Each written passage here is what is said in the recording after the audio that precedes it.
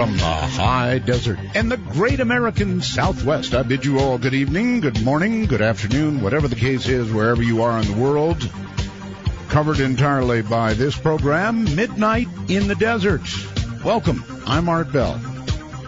Let me do the usual beginning here while we're getting this program started. The rules are no bad language and only one call per show. Other than that, there are no rules. I want to thank, as always, Telos for the great sound. By the way, if you've got earbuds or, some sort of headphone, you can hear us in stereo, and boy, does it sound good.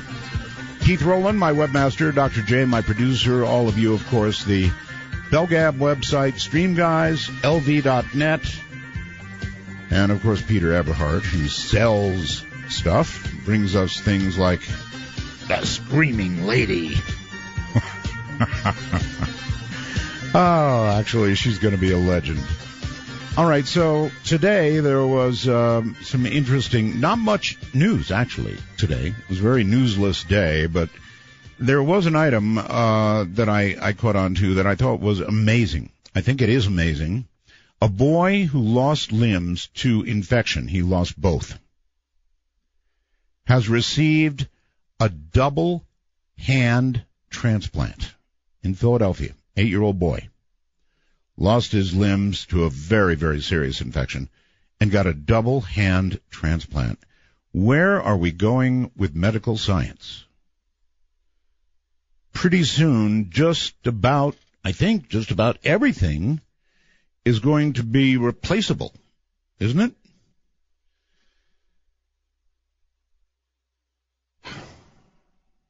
Then we'll be able to download our brains, I suppose. I received this note, reference last night's Grant Cameron show. Art, so glad you're back. Listening to the show last night.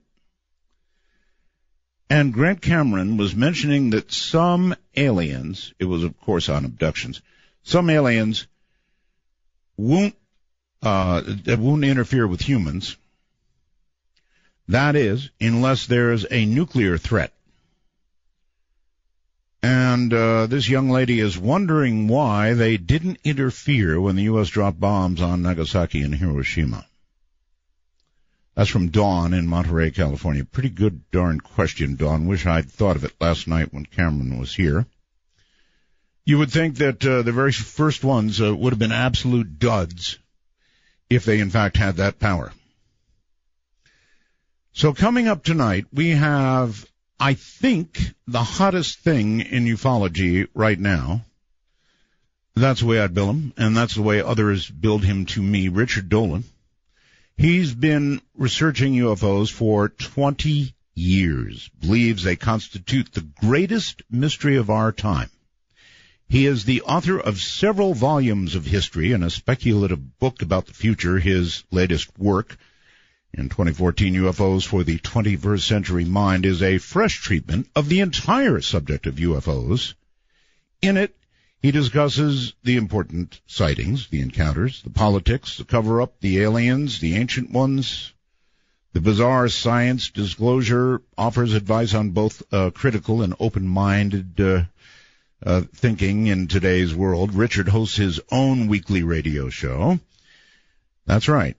And is featured in the new television documentary, Books by Authors from Around the World. His website is richarddolanpress.com, RICHARDDOLAN press.com. And in a moment, he's going to be here. He's going to talk about ufology, perhaps in a way that you've never heard it talked about before. Very straight stuff. And, the first question I'm going to ask is the one that was brought up last night by Grant. And that is, Grant absolutely is convinced that these are good guys, that no matter how many different types there may be out there, they're all good guys. So that's what's coming up. I'm Art Bell from the high desert, which is beautiful at this time of night. 100 degrees earlier, but now it's gorgeous out there. This is Midnight in the Desert, raging into the night.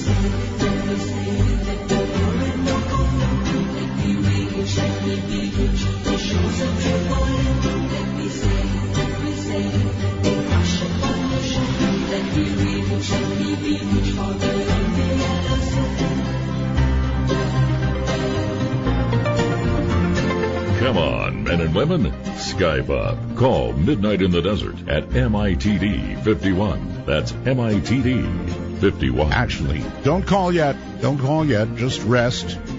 We'll get to you. Your calls are coming, but coming right now.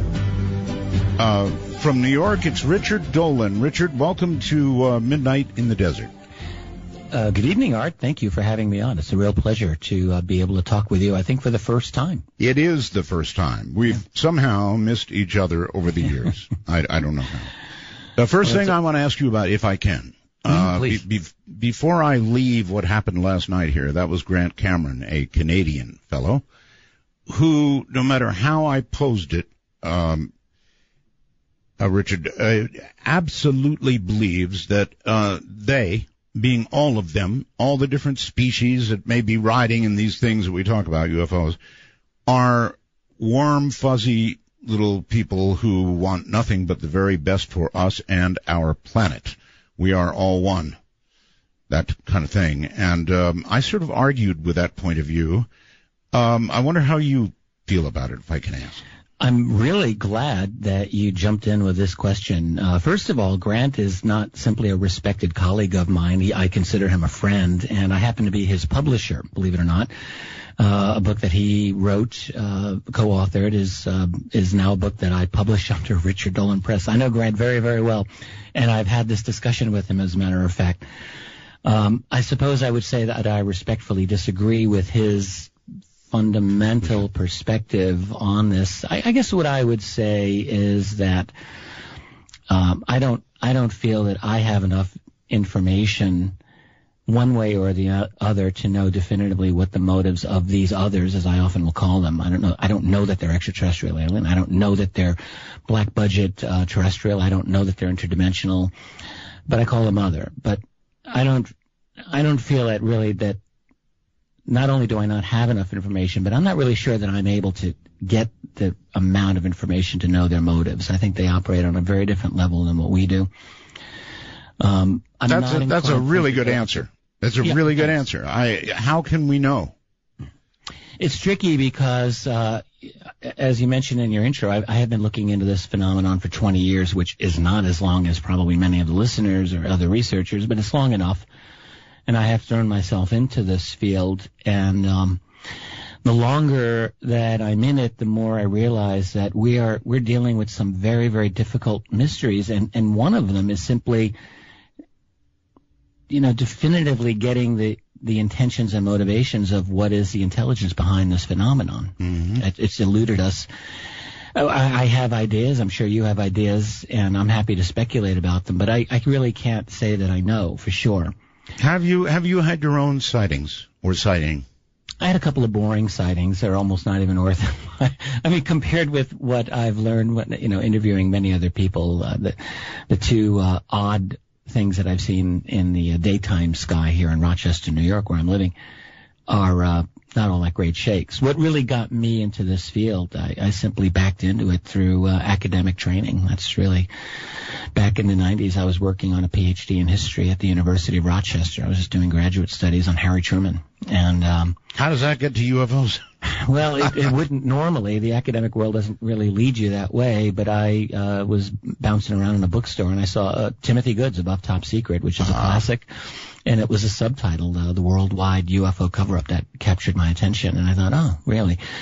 And I think like a lot of people in the world, they wonder, at some point in everyone's life, I think they wonder, gee, I wonder if UFOs are real or if they're a thing. And simply because I was studying the late 1940s, which of course is the key years of the what people were saying was the UFO cover-up, I thought, well, I'd like to know. I don't want to go through my life wondering. Why not just figure it out? So I thought I would take a few months out of my life, and that's been 20 years. And do you think you have it figured out yet? Well, I go further and further down the road, and I think that I learn more and more things about it. I don't think that any of us mere mortals is really going to get to the full bottom of it. But the thing is that the journey is the reward. And I do feel that I've learned quite a bit. I think that I've learned a lot about human civilization in the process, and I think I've probably learned a couple of things about myself. So it's absolutely worth the journey. Okay, there must have been some evidence, something that, as you were beginning in this journey, convinced you that it was worth continuing in this journey. In other words, some serious piece of evidence that you went, holy crap. Absolutely. Absolutely. When I went into this early 90s, like 93, 94, and I really just started by asking myself, well, what is the argument that those who believe in a cover-up or those who believe in the UFO reality, what are they basing their argument on? Is it the logical thing to look into?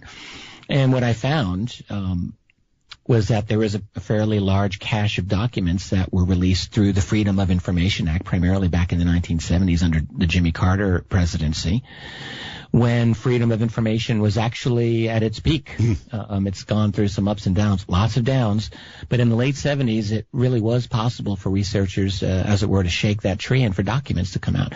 And there were quite a few. And they're all in the public domain now. They're out there. You can just read them. These were once secret classified documents in one way or another, and they tell a heck of a story. And so what they primarily tell us, I think, is that there were innumerable violations of sensitive airspace back in the 40s, back in the 50s, by objects that, quite frankly, Art, were just not supposed to exist. That's right. And but here they are being written about by our national security people, the people in charge of running it. So there were a couple of documents. One is several of them are famous among researchers. One is the so-called Twining Memo of 1947, and in that, 3-star general, he later became a 4-star general and chief of staff of the Air Force, Nathan Twining, wrote a letter in response to another general about these so-called flying discs that people were seeing all summer of 1947. And essentially the general, Charles Shulgin, wanted to know, basically, is this a thing? Do I have to deal with this? Is this something I have to be concerned about? Twining wrote back. He didn't say no. He actually said, yes, this is a thing, and it doesn't seem to be our thing. And in this letter, which was a classified memo at the time, he said the reported characteristics are, he described them in some detail. Silent or nearly silent, evasive maneuvers when sighted, domed on top, flat on bottom. I thought that was rather interesting, and much more. So here you are, a classified memo in 1947. You have a top general describing this as a real thing. Probably my favorite of the early memos that I encountered back then was a memo to the director of the CIA back in late 1952, written by his chief of scientific intelligence. So it was two very high-level peoples, and they were talking about the phenomenon. And there's one paragraph in the letter that I think is like every American and world citizen should know. And he's writing to his boss, and he says, at this time, the reports of incidents convince us that there is something going on. which must have immediate attention. Sightings of unexplained objects at great altitudes and traveling at high speeds in the vicinity of major U.S. defense installations are of such nature that they are not attributable to natural phenomena or known types of aerial vehicles. Now, that's late 1952, and I mean, quite honestly, when I read that about 20 years ago when I was just getting started in this, and I thought, holy smokes, if that, you're not really going to say, boss, I think we're being invaded in a top-secret classified memo to the CIA, but this is about as close as you're going to get. He's ruling out Soviet, basically. He's ruling out any kind of known technology. He's ruling out natural phenomena. He's talking about these are unexplained at insensitive areas. What more do you want? So clearly this was something important. Okay, it comes to a conclusion, right? Or if it doesn't, then I can come to one from what I just heard. If something is traveling in our skies at altitudes we can't or couldn't at that time do, right, and going at speeds that we can't even imagine, then the conclusion has got to be, particularly if it's near national security installations, that all of this does represent a potential or real threat to national security. Absolutely. That's exactly the conclusion that I think that they came to. And I think that is exactly why there has been high levels of secrecy on this subject right from the beginning. And, I mean, doesn't it make perfect sense? That was my conclusion after I read enough of these documents. And so I've been working for the last couple of decades trying to put this whole story together and, in a sense, kind of mainstream the UFO story and kind of connect it to the rest of American and world history and try to see it within that context. Okay, well, if that's true, if that is, and they could not have come to any other conclusion, but if that is what they came to, then you can almost bet that the documents you're quoting from back then must be nothing compared to what you could get if you really could get documents today. Oh, absolutely. In fact, this is such a pertinent question you just asked, because of the Freedom of Information Act documents that we received, especially back during the glory era of the 70s, even then, this was no walk in the park to get them. The highest levels of classification were and remain really off limits to us. That is, anything above the level of secret. We really haven't gotten anything. That means top secret and beyond top secret, which we know there are classifications beyond. What we have are secret, confidential, restricted, really classified, yes, but lower levels of classification. And this is significant because we have it on the authority of at least one classified FBI document from 1949 that the matter of UFOs or flying saucers was in fact considered top secret. And so the fact that it was of that classification, and yet we haven't really gotten any of them except the few that were highly redacted and blacked out. So there's obviously a story that's left to be told from back then, and yes, from today, most definitely, because the Freedom of Information Act, I think, is much less user-friendly than it was back in the Jimmy Carter years. Well, there was a big flurry, of course, back in those years, as you mentioned, of, people spotting UFOs and all kinds of things in our skies. Yeah. What about more recent years? As you look at the various sightings, Phoenix Lights comes to mind. What's been the most recent significant thing? Well, in the last decade, there's first of all, I guess I would like to mention that if one were to go online and look for contemporary UFO reports, I think people would be rather blown away by how many sightings just in North America alone. You go to the two main websites that are out there. There's the National UFO Reporting Center, right, and then there's the MUFON site, the Mutual UFO Network, and both of them collect UFO sightings, what we might call raw reports. So people see something and there's no investigation, but they'll type it in and put it on the site. So admittedly, they're raw, but if you just combine the sightings from those two websites alone, and I do not believe there's a lot of overlap. For 2014, I did a tally, and we're talking about 14,000 reports in North America, U.S. and Canada, for those two sites. 14,000. It's an unbelievable amount. I'm not suggesting that all of them are alien craft or even black budget craft, But there's a lot of things that are seemingly inexplicable that people see. A lot of them are Venus. A lot of them are aircraft. Yeah, no doubt. I mean, a lot of them I think are explainable. But I mean, I've gone through a lot of the reports, and some of them I think are quite interesting. But of recent spectacular sightings, if you asked me this question a year or two from now, I'd probably have a great answer because I'm working on the third volume of UFOs in the National Security State, which covers the recent years. But I'll tell you offhand, I mean, two of the big ones, famous ones, and I think are important, is the 2008 Stephenville, Texas sighting, which was seen by many people, and the object that a lot of very qualified witnesses described was enormous, absolutely enormous. A few of them got a very close view of it, and that object was being pursued by F-16 jet interceptors, and we've got a lot of good data on that sighting. Any video? Any video? No, unfortunately. What we do have is radar data, however, which was acquired by MUFON from the FAA. And so we do know that there was an object tracked by FAA, an unknown, and we do have trackings of the F-16s who were seemingly in pursuit of it. So there is some data. You've got that, and you've got some witness testimony that I think is actually quite compelling. And then the other one that I think, and I personally did some investigation into this, and it's a well-known case from 2002 near Washington, D.C. This is another case in which F-16 jet interceptors were chasing multiple unidentified objects that seemingly had the ability totally to outperform them. I spoke to two witnesses directly. This did get reported in the Washington Post and got repeated elsewhere. One of the Air Force individuals who was interviewed for that story, unnamed, but said we had it on radar and it just disappeared off the radar. Yeah.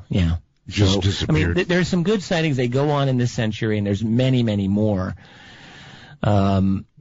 I think those are the two spectacular ones probably in America of the 21st century off the top of my head. Okay. Oh, and then, of course, let's not forget the O'Hare Airport sighting in 2006. That one slipped my mind. All right, so here's another one for you. One of the things that we used to rely on is pretty much gone now, and that is photographic evidence. There's just no way that I know of that you can actually verify that something you're looking at has not been created or tampered with. We've actually gotten so good with CGI that how do you feel about that? Can photographs be verified as not messed with? I have a really hard time with photographs these days. I would almost say that I don't even consider them evidence anymore, which is a shame. But for the reason that you're expressing, the ability to fake is so good now. But I would qualify it and say everything in context. So it really comes down to witness testimony combined with photographic evidence. If an investigator is looking into a sighting and you do have multiple witnesses that are, let's say, independent of each other, there's ways of kind of gauging that, I suppose. And if they have photographic evidence with their testimony, I think you have to look at it, obviously, and do your best to have it analyzed in a careful way. There are people who are good at detecting CGI effects. No one is probably perfect. I'm disinclined to throw out photographic or video evidence, for that matter, out of hand, but we do have to be very, very, very cautious in dealing with it, for sure. A recent one that I saw that was really intriguing was the cube. Have you seen? I'm not sure I saw that one. What? You haven't seen the cube? I guess not. Really? It's this black cube-shaped thing that comes out of a cloud. It's pretty amazing. I'm surprised that you would not have seen it. Well, I'm doing a lot of different projects right now. So is it totally recent or what? Fairly recent? Yes, it is. Yeah, and I'm sure I would have come across it.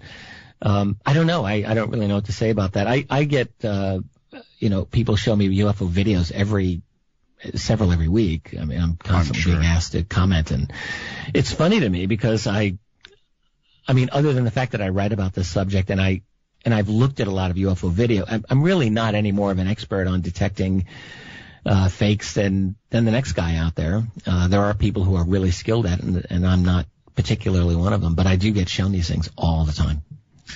Well, I recently saw an earthquake movie.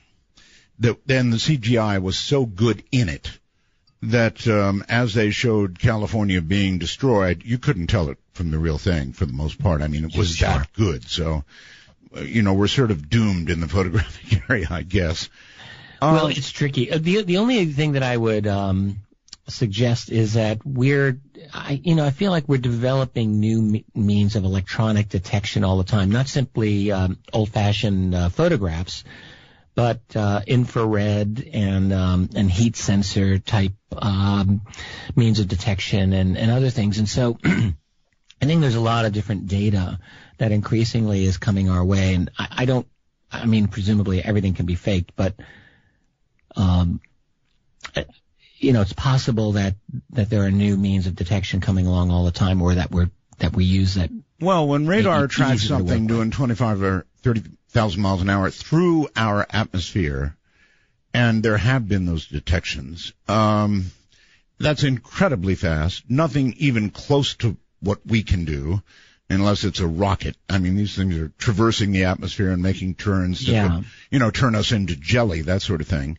We do have that, and it seems real. And then, of course, we have the military, as you pointed out earlier, chasing these things as well they should. Well, right. I mean, think about the situation back in the 1940s. World War II had just ended, the most titanic military struggle in the history of the human race had just ended. You've got millions of people around the world homeless, millions more on the brink of starvation. And now here's the United States with this phenomenon of unknown things, whatever they are, making their appearance. And, the question would be, do you really tell the public about this before you yourself even have a handle on it? And of course you're going to take it seriously and have your military look into it. And you're not going to just advertise this to the public until you have at least an idea of what the heck you're dealing with. Well, do you tell the public is a really, really big question. And I have thought about this for years, and I used to say, I think that the answer is probably not. In other words, if they know that we're being visited regularly by some creatures from somewhere, and they really know this for sure, the implications of telling the public, well, Brookings, I felt, might have had it right. I'll tell you what, hold on, we're at a break point. You can actually relax for a few moments. We've got our newscast on. Stay right where you are. We'll be right back to Richard Dolan. I'm Art Bell.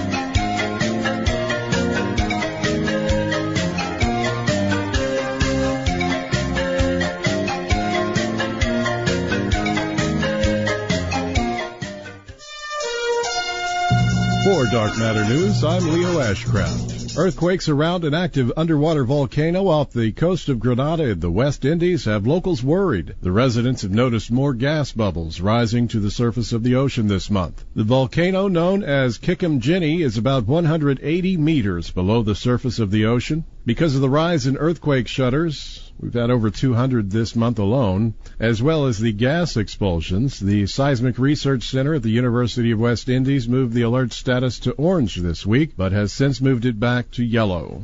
While Kikimjini is located about 5 miles away from Grenada, the real danger is to boats coming into it and going away from the island, as the volcanic gas and matter could heat up the surrounding waters to a toasty 302 degrees.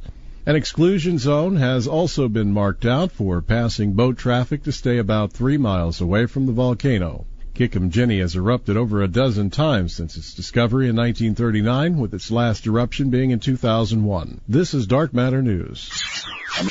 Only 12 people have walked on the moon, and we haven't been back since 1972. But a new NASA commissioned study has found that we can now afford to set up a permanent base on the moon by mining for lunar resources and partnering with private companies. Returning humans to the moon could cost 90% less than expected, bringing estimated costs down from $100 billion to $10 billion.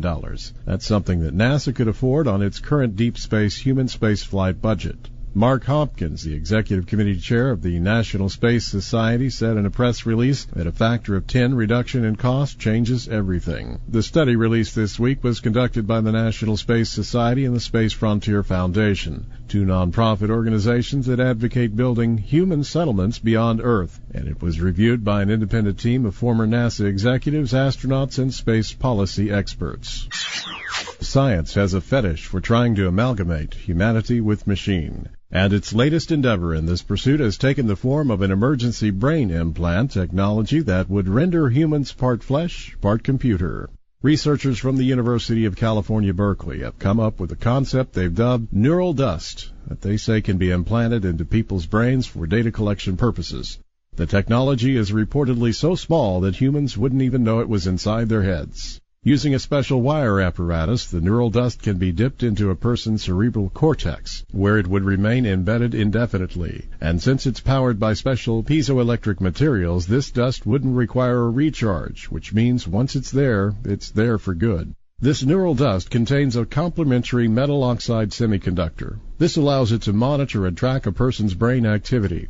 After gathering data, the dust then transmits it to a special transmitter installed on a person's scalp. The team that came up with the idea claims neural dust could be used to treat chronic diseases and severe disabilities with greater ease. That's the good side of this. The bad side is microscopic cranial implants offer a way for nefarious entities to literally enter the minds of humans, perhaps undetected, and track their thoughts and behaviors. Many say this is a much more likely scenario, a type of mark of the beast for one's brain that could allow governments to control people's minds. Consider the fact that the American military has openly admitted to funding brain-computer projects capable of controlling people's thoughts and emotions. To the tune of $70 million, the U.S. military funded research into implantable electrodes that could be installed into people's brains to both read and control their emotions. And the reasoning was to help mentally ill people recover from their demons and addictions. How these new brain implants will be used in the future? Only time will tell. But our generation has truly outlived science fiction. For Dark Matter News, I'm Leo Ashcraft.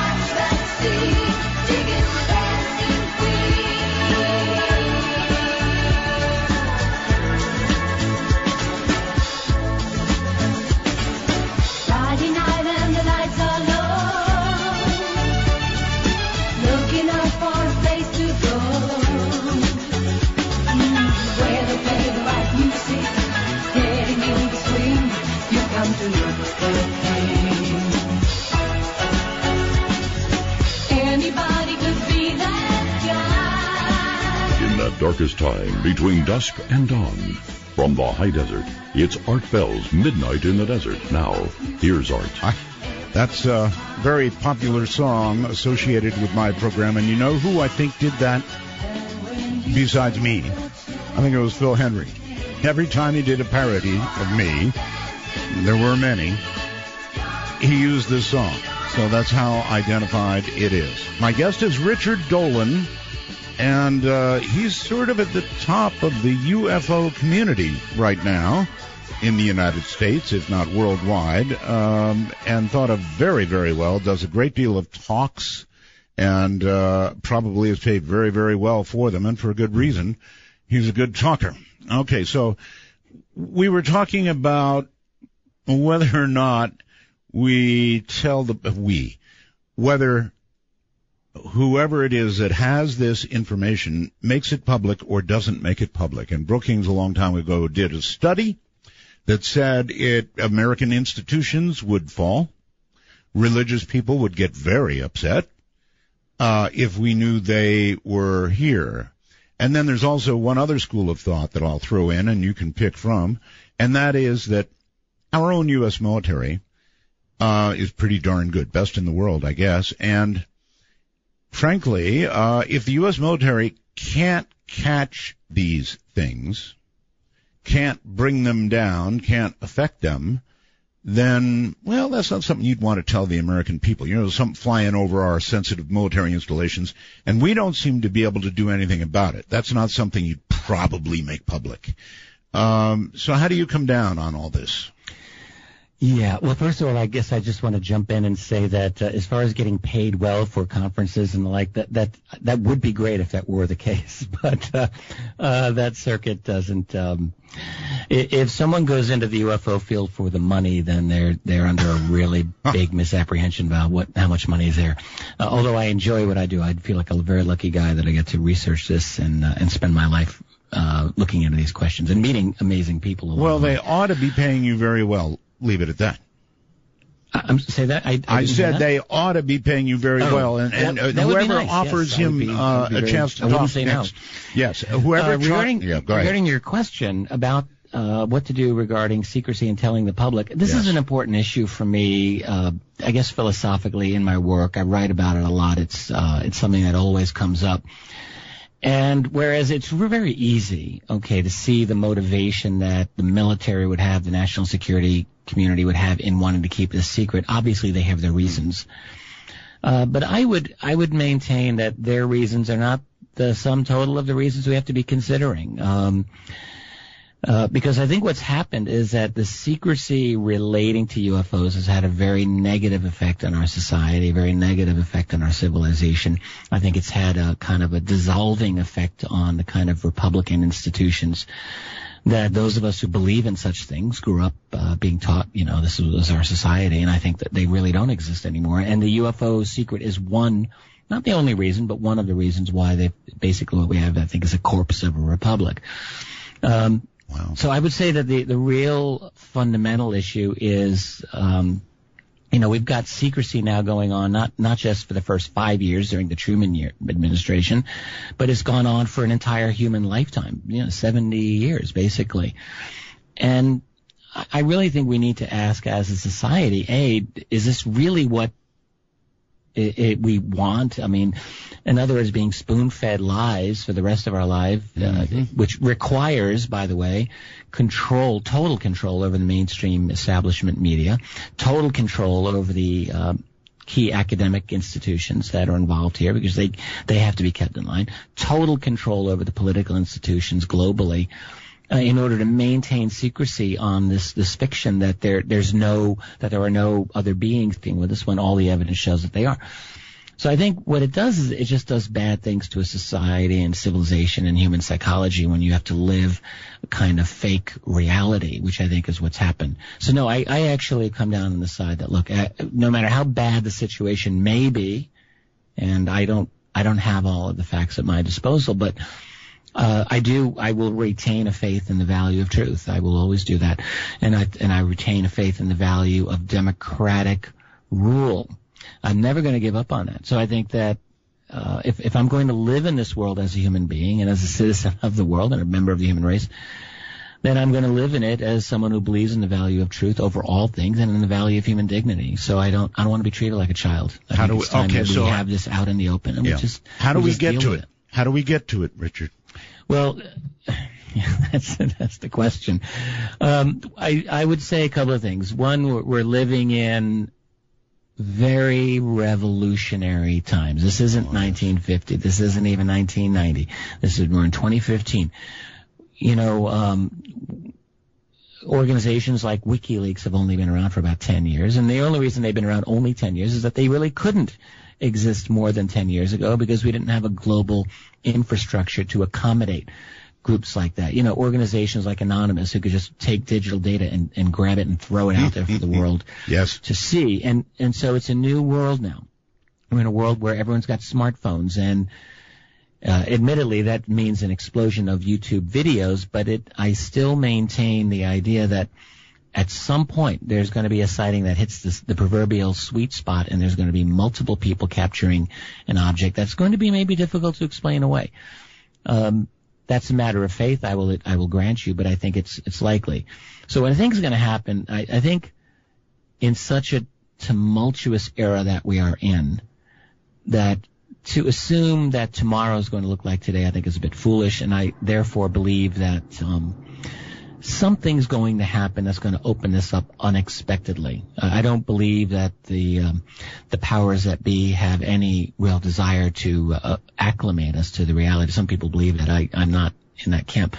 I think they're going to keep the lid on this as long as possible. But the fact is that they can't do it forever. I mean, there are just too many factors involved. So I'm waiting for something explosive to happen, and I'm not sure I'm able to predict that. But it could be a signing, it could be a leak.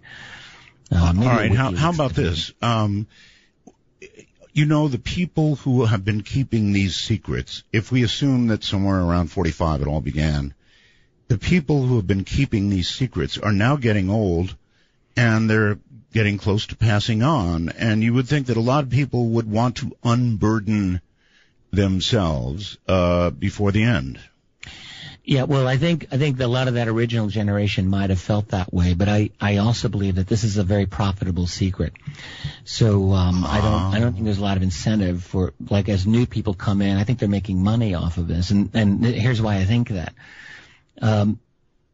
Because I think part of the UFO secret involves acquired technology. Mm-hmm. So let's talk about something like Roswell, which I think was, in fact, the recovery of exotic technology that is not from our civilization. That's a long conversation we could have, but I believe that is the case. And in fact, I believe that there are other instances as well in which it seems probable that we acquired some of their stuff. And what that would mean, I mean, that's holding the future in your hands. And so what I think happens is, if you're the Army, you've got this material, you're going to very carefully parcel it out to your key defense contractors and research and development people, mm-hmm. and they're going to figure it out. And suddenly you've got a goose that's laying golden eggs. You've got or an iPhone. Money here. And no incentive for giving it up. Or an iPhone. I mean, who knows what we have now may have come from elsewhere. Some of the technology to do it may have come from elsewhere.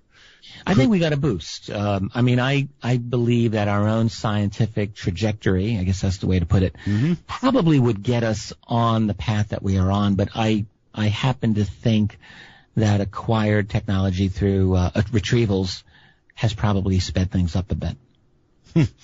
By the way, when you get a break, or anybody else out there, I got a whole bunch of computer messages. What's the cube? They said. So I just looked at that. It's at the top of our. Oh, you did. It's at the top of artbell.com website right now. If you go there, so Midnight in the Desert. So take a look at it. I saw an article on it. Yeah, the raw cube is not so good, but the video. There is a video associated with it, and it's astounding. I mean, you can actually see this thing breaking out of a cloud. It's pretty amazing. The photograph the article I'm seeing, by the way, is really not the best article. It has a lot of irrelevancies in it, but I'm seeing an image of what looks like a black cube and a lot of kind of smoke above it. Mm-hmm. I don't know if that's the same thing that you're seeing. It is quite interesting. Yeah, you've got to see the whole video. So when you get a couple of minutes, just click on the video and take a look. It's really astounding. Anyway, so you think that we could take the truth? Do you think it would upset existing institutions? I don't think we're ever going to be ready for the truth. Ever. Never. Not ever. But who's ever ready for their first kid? No one, and you have it anyway. Right. I think that, frankly, no, the truth on the UFO matter, my position is, really it's not for me to say, are we ready or not? I mean, history is just going to go. We're on a path here.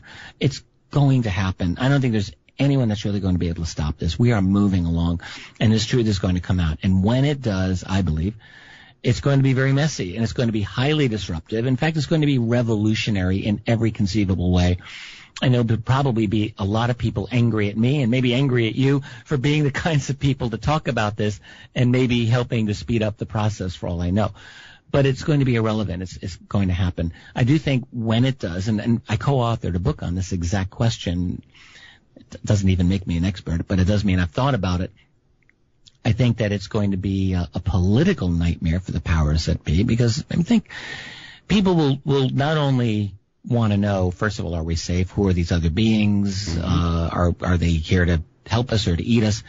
But then there's going to be a political blowback against the very institutions, and people are going to realize that they've been lied to fundamentally for generations. And I'm sure, I mean, there are some people who are just willing to roll over and take it, but I think a lot of people will be very unhappy, and I think some heads will roll politically. How far that will go is the real question. You know, will we have remember Occupy Wall Street? Will we have Occupy Area 51 or Occupy Wright-Patterson Air Force Base or whatever? I don't know. But I think that there's potential for a lot of anger.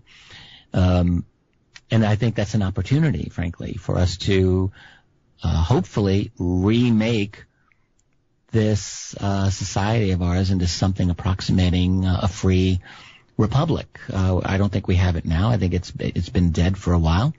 I think we have a kind of oligarchy, and again, the UFO secret's been part of the impetus to create that oligarchy. So it just might be that disclosure, that's the word a lot of people use, could be ultimately a good thing.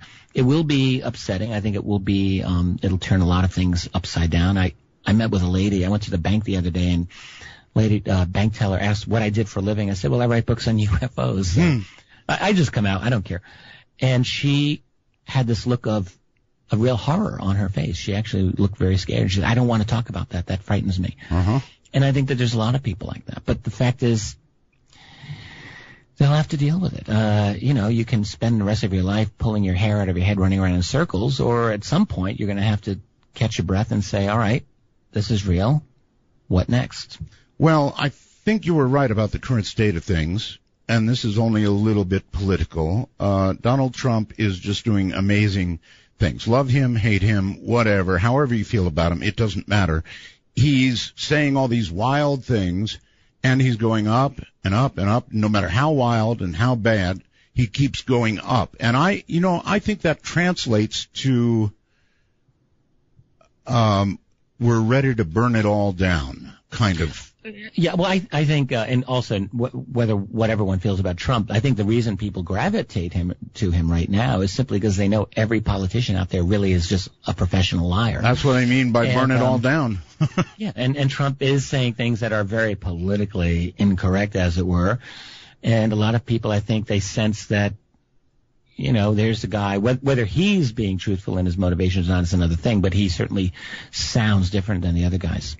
Yeah, I think it just shows that the public is fed up. Just, every year they say, take America back, all this sort of stuff. But this time, I think what Trump is doing represents a revolution in thinking in America by Americans. We'll see. We'll see. Well, I was waiting for people to latch on to Ron Paul, which in fact they did, and he just got no media love. But hey, that's just me. Right. I loved him too. I interviewed him. He's a very nice guy. Yeah. All right, so where to go now? Somebody asks on the computer for you to please address the whole controversy around the Roswell slides. You got to be kidding me. No. Sure. Well, that was a big thing a few months ago, and some people, I guess, are still interested in that. So what happened was, and I played a peripheral role in this, peripheral at best, but I was involved for the great unveiling, as it were, of them in Mexico City a couple of months ago. So for several years, researchers Donald Schmidt and Tom Carey, who wrote a very excellent book on Roswell called Witness to Roswell, I highly recommend it, came across what they thought was evidence. It was presented to them of two old Kodachrome slides that belonged to a deceased individual, actually a deceased couple, from the 1940s that appeared to them to depict an alien body on the glass. Right. So Don and Tom had this for a while, and they and they'll be the first to tell you now. They got very excited about this, and they were very gung-ho. They believed they had something, and rather than just putting it out there, they went and looked for their own experts and wanted to investigate it before they went any further with it, which I don't really fault them for that policy. So they spent some money, they looked around, they found people to analyze the slides themselves, the dating of the slides, and on and on and on. And the more they looked into it, the more they thought this is very interesting. They eventually connected with Jaime Maussan of Mexico, and many people know about Jaime. Oh, yes. Jaime put some serious money behind the research and actually got a number of academicians in Mexico to look at the physiology of the body itself. And this was actually what intrigued me for at least a little while. Those physiologists said this is not a human being, this is not a mummy, this is an unusual body, and it doesn't seem to be a human being at all. At that point, shortly before they were going to do a big reveal in Mexico City on May 5th of this year, they asked me if I would participate in it. Yes. And I took about a week to decide, and after a long conversation with Don Schmidt, who is a friend of mine, and I've known Don for years, and I respect him, he believed, and also I spoke at length to another researcher named Tony Bragalia, who some people don't know Tony, but he's an active blog writer and a good guy. I like Tony. So I spoke to both of them, and they both knew about this, and they were both deeply impressed by the slide. And I went out sight unseen, so I didn't see the slide. And admitted they didn't really, I don't know if they didn't trust me or if they didn't want to show me, but I didn't see it until I went to Mexico City. And so I go down there, and what I was impressed by, at least for the day that I was there before the thing was unveiled, with the analysis of the Mexican physiologist and a Canadian physiologist as well, who said this is not a human being. And I thought, well, this isn't proof of anything, and I always maintained it wasn't proof of any alien body. But I did say that seems compelling to me, and if it's going to be debunked, I would think some physiologists need to debunk it. Well, here's what happened. So it gets revealed on May 5th, big auditorium in Mexico City, webcam, and I think 3 or 4 days later, a group of independent researchers looking at it said, we've deciphered the fuzzy placard in front of this thing, which no one was able to read, and it says definitively that this is a 2-year-old child mummy. And I mean, that absolutely settled it. So that's it. That's really the Roswell slide thing. Now, the other aspect of it, I guess I would say, is that this turned into, in my opinion, it turned into like this UFO Armageddon in the minds of some people, which I don't really think it was. It was a mistake. Don and Tom in particular, yes, they got really behind this, and they absolutely believed that this was an alien body, and they explicitly connected it to Roswell. All right, I'm sorry to do this to you. It was a mistake, but I think that's really what it is, and life goes on. All right, and indeed, life goes on. And, I might add, it cost some people a lot of money. That's for sure. The Roswell slides.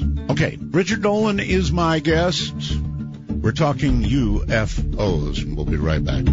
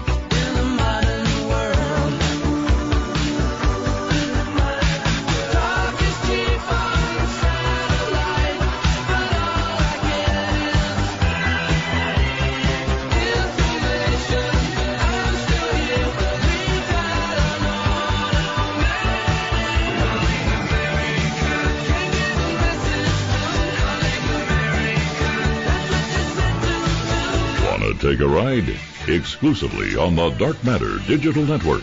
This is Midnight in the Desert with your host, Art Bell. To call Art, please dial 1-952-225-5278. That's 1-952-CALL-ART. Richard Dolan is my guest. We're discussing the state, actually, of ufology. I guess that really is a good way to put it in the world. We're discussing the state. UFO Armageddon.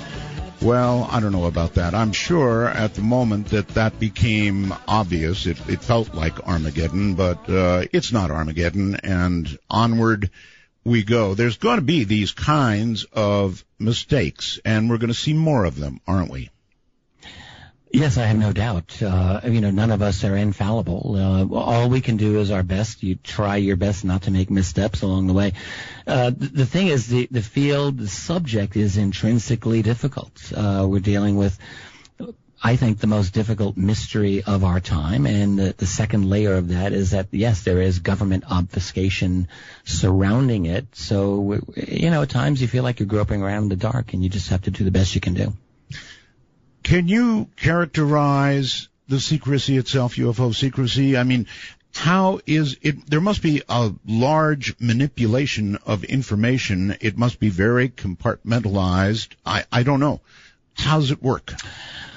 Yeah, I think the first thing that I would want to say about this is that the phenomenon itself, and we discussed this going way back, required, at least in the minds of those people who had the secret, the necessity for maintaining absolute secrecy. So along those lines, it meant control over media, academia, science, and if someone thinks that that's impossible, I think they should look again. In fact, forget UFOs. There's a lot of evidence to show that those institutions are very much in bed with national security and financial institutions that are intertwined with them. You have the creation of black budgets. This is very important. So that is what we would call secret spending is an integral part of the system. We might know them as special access programs. These are programs within the U.S. federal military budget that there's no oversight for, and that's the official ones, and that's officially we're talking $50 billion or more. In reality, I think the black budget includes much greater amounts of money in terms of proceeds from narco trafficking and securities, banking fraud, and the like, which are deeply intertwined with the intelligence community. So a lot of this money is floating around. On top of that, you have, along with it, I guess I should say, illegal criminal financing of programs based on these unvouchered money. So you've got, no one really has any idea how much money is going into the black budget world. And a lot of that, I think, or a portion of that goes into the UFO technology program, because I think that understanding and replicating this is key. You really think, I'm sorry, you really think narco money is going into black budgets? Yeah, I do. Wow. Well, look, narcotics trafficking is, it's probably one of the top 5 industries in the world. Absolutely. And just because it's illegal, technically, doesn't mean that no one wants it. Everyone wants that money. Everyone wants that money. That's right. And drug trafficking, by the way, has a long history in Western governments. Britain was drug trafficking in opium and forced it on China back in the 1840s. The United States CIA was involved in drug trafficking from the end of the Second World War onward. The Golden Triangle out of Southeast Asia, it's all CIA. Oliver North. You have the cocaine connection in the 1970s and 80s, which we now, that's absolutely, did a movie, Kill the Messengers, about Gary Webb, all about that. This is, no one is acknowledging it, but that doesn't make it any less true. So yeah, narco trafficking is a big part of the black budget money, I think, that circulates. And then, laundering that creates its own, there's all kinds. The laundered money goes into other types of business ventures, I guess I should say, and it gets leveraged into other things. So it's a huge financial win. So that implies the U.S. It implies the U.S. makes deals which essentially say, look, you've got a lot of money, more money than anybody will ever need. We need money for one of our black budget projects, whatever it may be. You get the money to us, we offer you some level of protection. That is the kind of deal that has to get made, right? Yeah, I think that's basically about right. It's a mafia type of a world. Unfortunately, when people watch news groups like CNN, they get the kindergarten version of reality, basically the propaganda version in which we have elected officials who sort of work for us and work for freedom, and none of that is true. I mean, not one aspect of that is true. What is true is that you have the United States acting as the police force for an international financial empire. That's what it does. And because the reality is so upside down from the official CNN version of things, I mean, the CNN is necessary to exist because, I mean, my God, if they were to actually tell the truth on what they're doing, and to be a revolution the next day, they'd be dusting off the guillotines. So you have to have absolute lies. I mean, that permeates our world. Richard, you mentioned CNN, so I can't let this pass. There's a lot of recent discussion on the web about CNN and connections to the CIA by some of their reporters, perhaps even higher up. Well, obviously. I mean, obviously. Back in the 40s and 50s, I don't mean to sound like, obvious, but really it is obvious. The United States ran something known as Operation Mockingbird back in the 40s and 50s and 60s, and they're successors to Mockingbird to this day. And really all that was a CIA coordination with American establishment media, Washington Post and New York Times and the rest. Managing the news, creating spin, all of this. This is all out in the open now. We know about this. Now it's beyond CIA. You got the Pentagon, which has billions of dollars in its budget simply to manage its image, and that includes news control, that includes public relations, that includes social media, that includes the creation of what are known as sock puppets, that is fake persona under the messages and the news articles that you read. I mean, a lot of those are fake Pentagon employees. So it's crazy. And the CNN, think about this. CNN is a part of a private corporation, which is Time Warner. Mm-hmm. And yet I fly a lot. I'm sure you fly. I do. A lot. Every single U.S. airport, I do not think there's an exception. Anytime there's a TV at any gate, and there's thousands, you always see CNN. And the question I would ask is why? Why CNN? Why is it that a private company is able to get such a sweetheart deal in every American airport to be seen? I mean, they have the monopoly of information on every U.S. airport. That is not by accident, and that is, I would argue, explicitly because they act as the propaganda arm of the United States government. I agree with you, but as we discuss all this, frankly, it's kind of depressing. Yeah, you can. Yeah, I mean, it really is. When you realize, I'm laughing, but yes, I certainly agree with you. When you realize the state of your own government and what you're being fed, it really is ultimately a little depressing. Now, is there a way to punch through all of that? Yeah, I think, and I would love to continue, at some point. I don't want to just keep rolling over our interesting discussion, but there are many more facets of the structure of secrecy that I think are worth discussing. Mm-hmm. But in terms of punching through, the only way that I personally know in my life is to do the work that I do, to do the research that I do, to write in as clear, cogent, and engaging a way as I can, to get people worked up and caring about why the truth matters. I'm here to say truth does matter. And it does matter that we not go through our lives basically sleepwalking through, being spoon-fed, lies that are designed to keep us placid and content with the kind of illusions that are around us. I think that there's more to our lives than that. There's more to my life than that. So I think the way to punch through is with diligent, careful research and fearless exposition of the truth. You have a very lucid presentation, and I wonder if others in high places have noticed that, and I wonder if you have ever been approached to modify in some way something you're saying.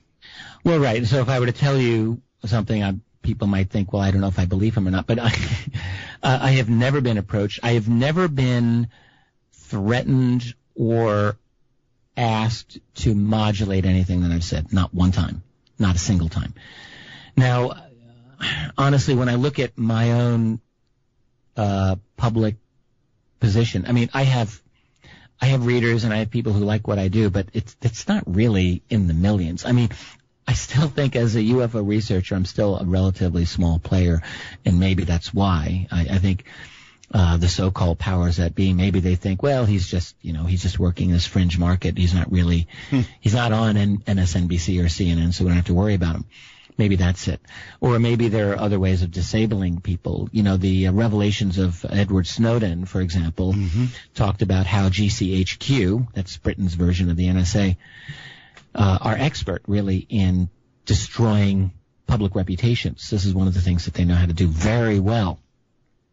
So I would think that, and in fact, they tried to do this to Glenn Greenwald, and Greenwald outed them on that. So I think that that's actually, you know, one tactic that groups might use. I mean, there's always a way to compromise an individual. We're all human, and there might be ways of, you know, if hopefully that's not going to be the case with me, but I've never been threatened. I do think that I've been monitored. I went for a couple of years where I was stopped at every airport I flew out of. This is about a decade ago. They would let me fly, but they would make me wait 15 minutes every single time while they ran my name. And they never told me why. All right, well then let me come at it from a different direction. Do you think that we, the collective we that talk about this kind of thing, are useful to them in some way? Yeah, I think that we can be if, well, first of all, you know, there's a long history of intelligence operations where groups are infiltrated by operatives to be guided in a certain direction. I mean, classically, that was called COINTELPRO. The FBI ran that for years. Yes, sir. And this kind of thing continues to go on to this day. And again, these are more of the Snowden revelations, and not just Edward Snowden, but a lot of this other information has come out. So groups, I think, are infiltrated, and I think that does include the UFO community. So the question we really want to be asking is, who are the spooks in the UFO field? Because maybe that's where what we should be asking. And there's constant rumors and speculation that people have about various individuals.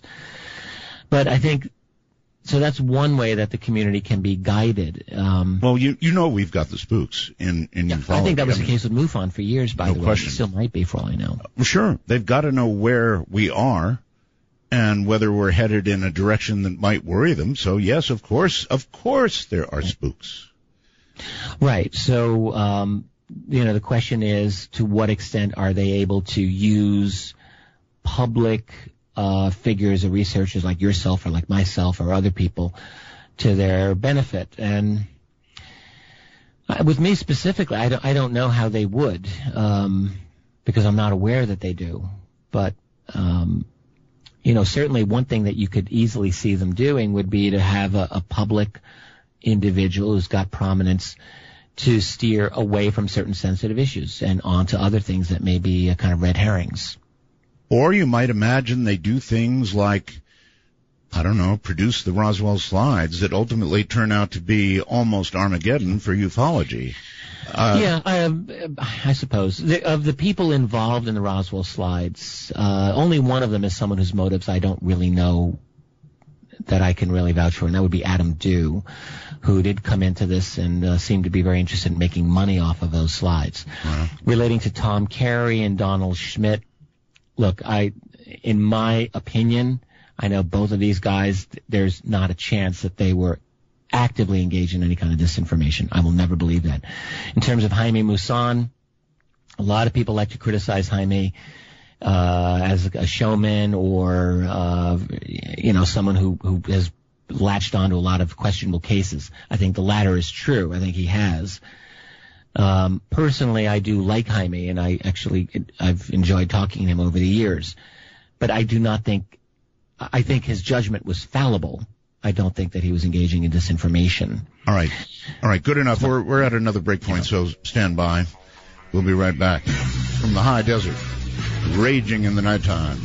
This is Midnight in the Desert. I'm Art Bell.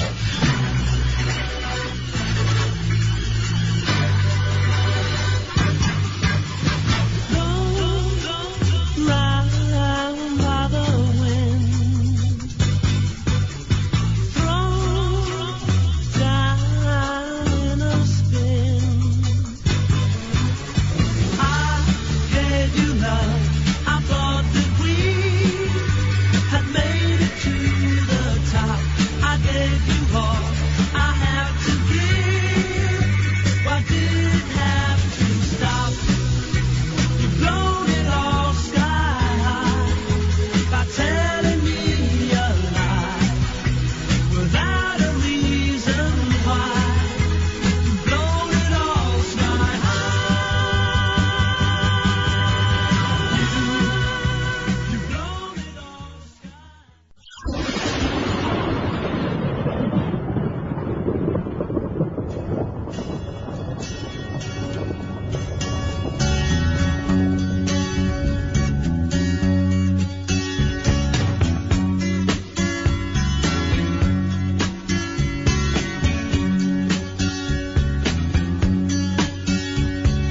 see her lying back in her satin dress in a room where you do what you don't confess.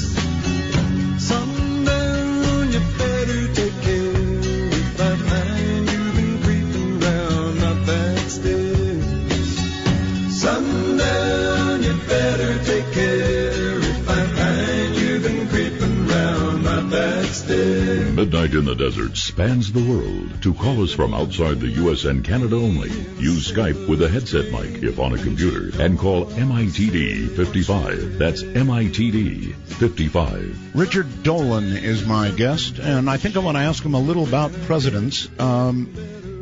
Richard, almost every president that has come into office, let me back up, when they're running for their respective nominations, they're always asked, Mr. would-be president, Mr. nominee, whatever, if you get into office, will you open the files on UFOs? Inevitably, oh yes, we'll do that first thing. And a number of presidents have been asked about this, and then one always has to wonder if after they're in office for, well, probably in the first 24 hours, somebody sits them down and gives them the talk. Yeah. Think that's right? Well, most, I think, significantly, this happened many years ago with Jimmy Carter. Mm-hmm. And he's probably the best example, although now the question does seem to come up with regularity to presidential candidates now. But Carter, was the first, I think, the first U.S. presidential candidate who openly said, hey, I saw a UFO, as I explained. It was in Leary, Georgia, back in 1969. And he never said it was a spacecraft, but he did see it with a group of people, and he thought it was unusual, and he didn't know how to explain it. And I think wisely, he was just very open about it, and he didn't really catch any media grief over it, like Dennis Kucinich did years and years later. Mm-hmm. But Carter did, because of this open attitude, he was asked, and he said, yeah, look, if I have an opportunity to declassify UFO files, he said, as long as it does not affect national security, and that was a big caveat. He said, sure is. But he added, yes, I would do it. And one of the big stories of Jimmy Carter's first year as president, and it's kind of a forgotten story, but it's important. People like your guest last night, Grant Cameron, wrote about it, and I also wrote about it in one of my books. The year 1977 was his first year as president, and this was a year that thousands and thousands of letters came to the White House from constituents, citizens, who talked about their UFO sightings and asked President Carter to end secrecy on UFOs. They were getting mailbag after mailbag of letters coming into the White House, all in the spring and summer of 1977. This is an incredible thing. Thousands of them. And, in fact, Jimmy Carter, as far as we can tell, did, I guess we could say carefully or tentatively look into the possibility of having a federal agency kind of resume the job of the old Project Blue Book, which was what the Air Force had in the 50s and 60s to investigate UFOs. And he was looking at the possibility of NASA taking on that role. And what we can now see very clearly is that NASA, with the CIA standing right behind them, said, no, we're not going to be doing this. No way in hell, not ever, not a chance. And, I mean, they were just saying this to the president. The other thing that I can say about Carter, you asked about, did he have a sit-down where he was briefed, and I think the answer to that is yes. And one thing that I mentioned in one of my books, AD After Disclosure, was a story that came to me from, this is one of my few anonymous deep throat sources, and I hate having to rely on such people, but the fact is that I'm not allowed to use this man's name. What I can say is that he was high-level CIA, and he is an absolutely brilliant man. I know him somewhat well. I've had some long conversations with him, and he and I share another very close mutual friend. All I can say is this guy knows a number of former U.S. presidents and former directors of the CIA and former secretaries of defense on a first-name basis. Okay. I asked him on one occasion, what do presidents know about UFOs? And His short answer was, well, some know more than others. And then his long answer, he got into some specifics. And the Jimmy Carter story that he knew was as follows. In June of 1977, he said to me, Carter was briefed on the matter of UFOs/extraterrestrials. He was briefed in June of that year. This is according to this man. Now, the man was not present at the briefing. He said he does know, and he was very careful in how he qualified all of this, but he said at the end of the briefing, Carter was seen at his desk, head in hands, elbows on the desk, sobbing. Right.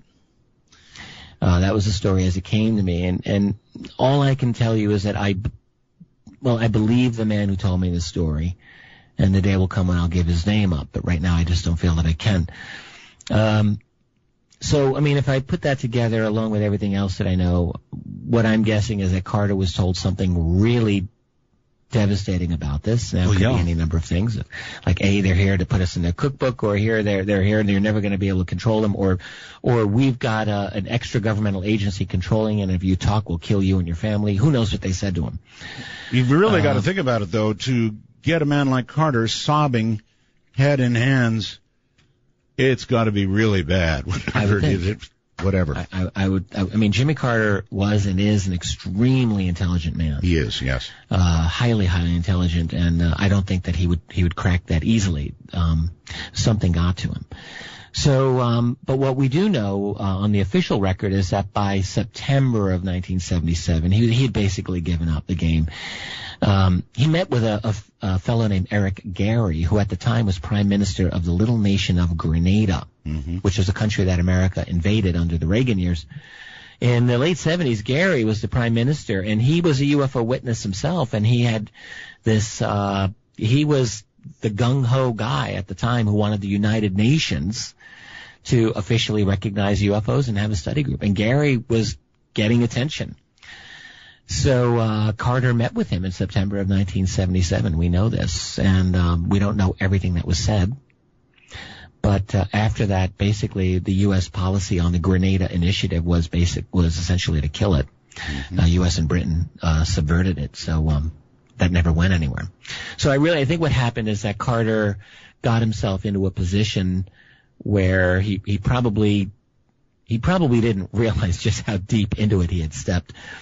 And I think was briefed in the middle of the year and realized, oh man, I cannot go forward with this. Can you even imagine, if you were given that talk, that briefing, what could be bad enough to cause you to begin to shed tears? I can imagine. I have a couple of these stories, actually, not simply of presidents, but of undersecretaries and other individuals who talked, and the stories became known to me. But what would be said is, well, another one came to Ben Rich, by the way, who was the head of Lockheed Skunk Works, from Kelly Johnson, supposedly. This is told to Rich. This is third hand. But Kelly Johnson said the same thing to Rich, which was like, the truth on this is awful, horrible, terrifying. The public can never know. It's that bad.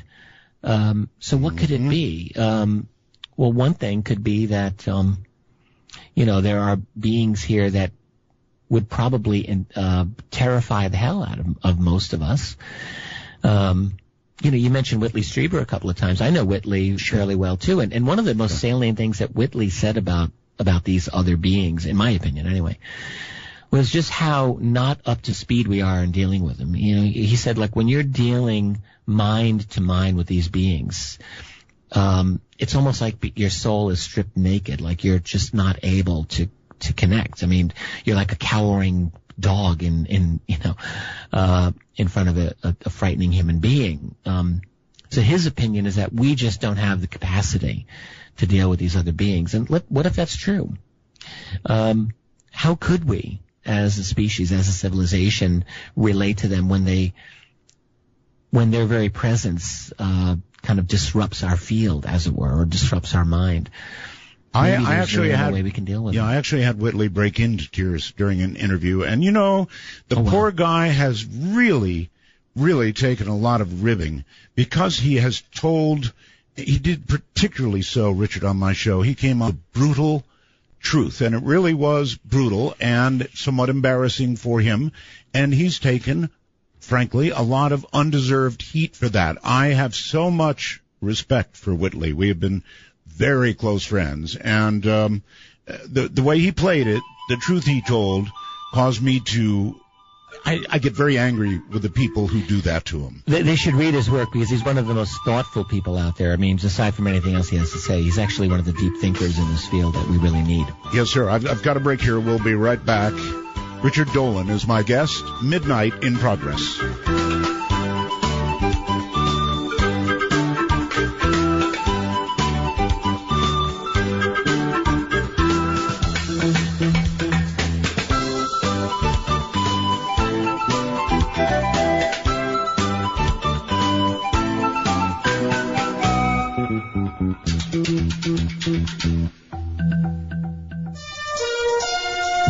4 Dark Matter News, I'm Leo Ashcraft. A city with no people sounds like a post-apocalyptic nightmare. But this is M-City, a fake metropolis sprawling across 32 acres of land situated at the University of Michigan in Ann Arbor. The test environment officially opened this month and was formed as a controlled setting to test out driverless cars, complete with connected roads, traffic lights, and pedestrianized areas. It makes sense to test out the driverless cars in real yet human-free scenarios before the modern technology is applied in real life. There are bridges, tunnels, unpaved streets, roundabouts, faded markings on roads, and even graffiti on street signs. The realism is to ensure that even something seemingly minor, such as graffiti obscuring a sign, doesn't impact how automated vehicles handle road situations. Working with the Michigan Department of Transportation, the university hopes that there will be 20,000 connected, driverless cars on the street of Michigan by 2021.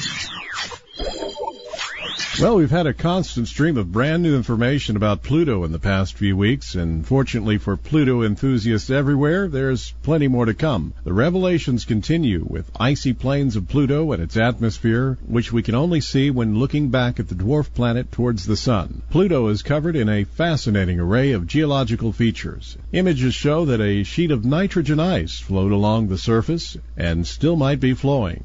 Even though the ice is made of nitrogen, not water, it bears similarities to glacier movements on Earth. At Pluto's temperatures of negative 390 degrees Fahrenheit, these ices can flow like a glacier. In the southernmost region of the heart, adjacent to the dark equatorial region, it appears that the ancient, heavy cratered terrain has been invaded by much newer ice deposits. You might have thought the fun was all over once New Horizons passed behind Pluto, but there's still a host of exciting discoveries to ponder. From the backside, Pluto is completely dark, nearly indistinguishable from the blackness of space. But the sun impressively illuminates a gorgeous haze around the planet. For more detailed coverage on any story that you hear, or if you have a tip or suggestion, visit us at darkmatternews.com. The Kremlin says its new Nimble satellites are just for communications. The 95-foot-tall, 118-ton rocket booster, an unarmed version of a Cold War nuclear-tipped missile, 75 miles above Earth's surface, the rocket's nose cracked open and its payload spilled out. The rocket carried Rodnik communication satellites. It's customary for Rodnik satellites to deploy in threes, but in notification to the United Nations, Moscow listed 4 spacecraft inside the Christmas rocket. This discrepancy was strange, and it got stranger.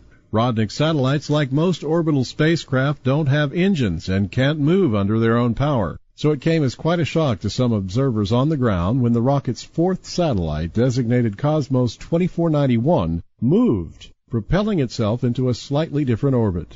Whatever Cosmos 2491 was, it wasn't some innocuous communications satellite. And over the next year and a half, Russia launched 2 more of the mysterious maneuvering spacecraft, each time sneaking into orbit as part of a routine ComSat launch. Moving across orbital planes, the spacecraft, which are apparently the size of a small refrigerator, are able to get really close to other satellites. As close as, say, a few dozen feet. And if they can get that close, the little robots could spy on, hijack, or even destroy other satellites. Cosmos 2491 and the other satellites might be space weapons, the likes of which few other nations possess.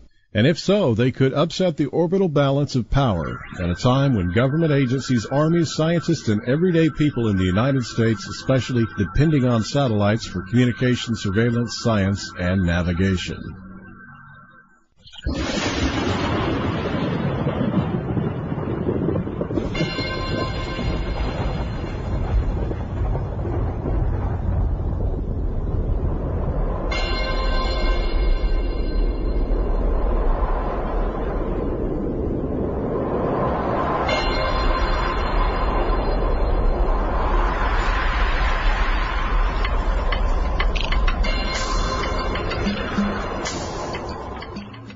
Richard, one question John sends me by computer. I'd be interested in his opinion of a memo from President Kennedy to the CIA suggesting the sharing of information with the Soviet Union about 10 days prior to his assassination. Yes, great. That's a fascinating memo, and I believe the date of that is November 11th, 1963. I don't have it right in front of me, but I'm somewhat familiar with this. Kennedy did, this is a confirmed memo. We learned about this less than 10 years ago, I think maybe 5-6 years ago, is when this came to light. And in it, Kennedy talked very plainly to the Central Intelligence Agency about the reality of UFO reports that could be confusing to American and Soviet military intelligence. In other words, the fear, and this is something that was discussed incidentally by American UFO researchers at the time as a reason to end secrecy. That is, that these UFOs could be mistaken for enemy missiles, and we need to have open, acknowledgement of these so that a UFO doesn't start World War III. Sure. Basically. That's what American ufologists are saying. And Kennedy's memo kind of worked along the same type of argument, basically saying we need to coordinate these UFO sightings with the Soviets so that we don't have any kind of confusion. And this was dated November 11th, 1963. That's 11 days before he was assassinated in Dallas in 1963. Yeah, exactly.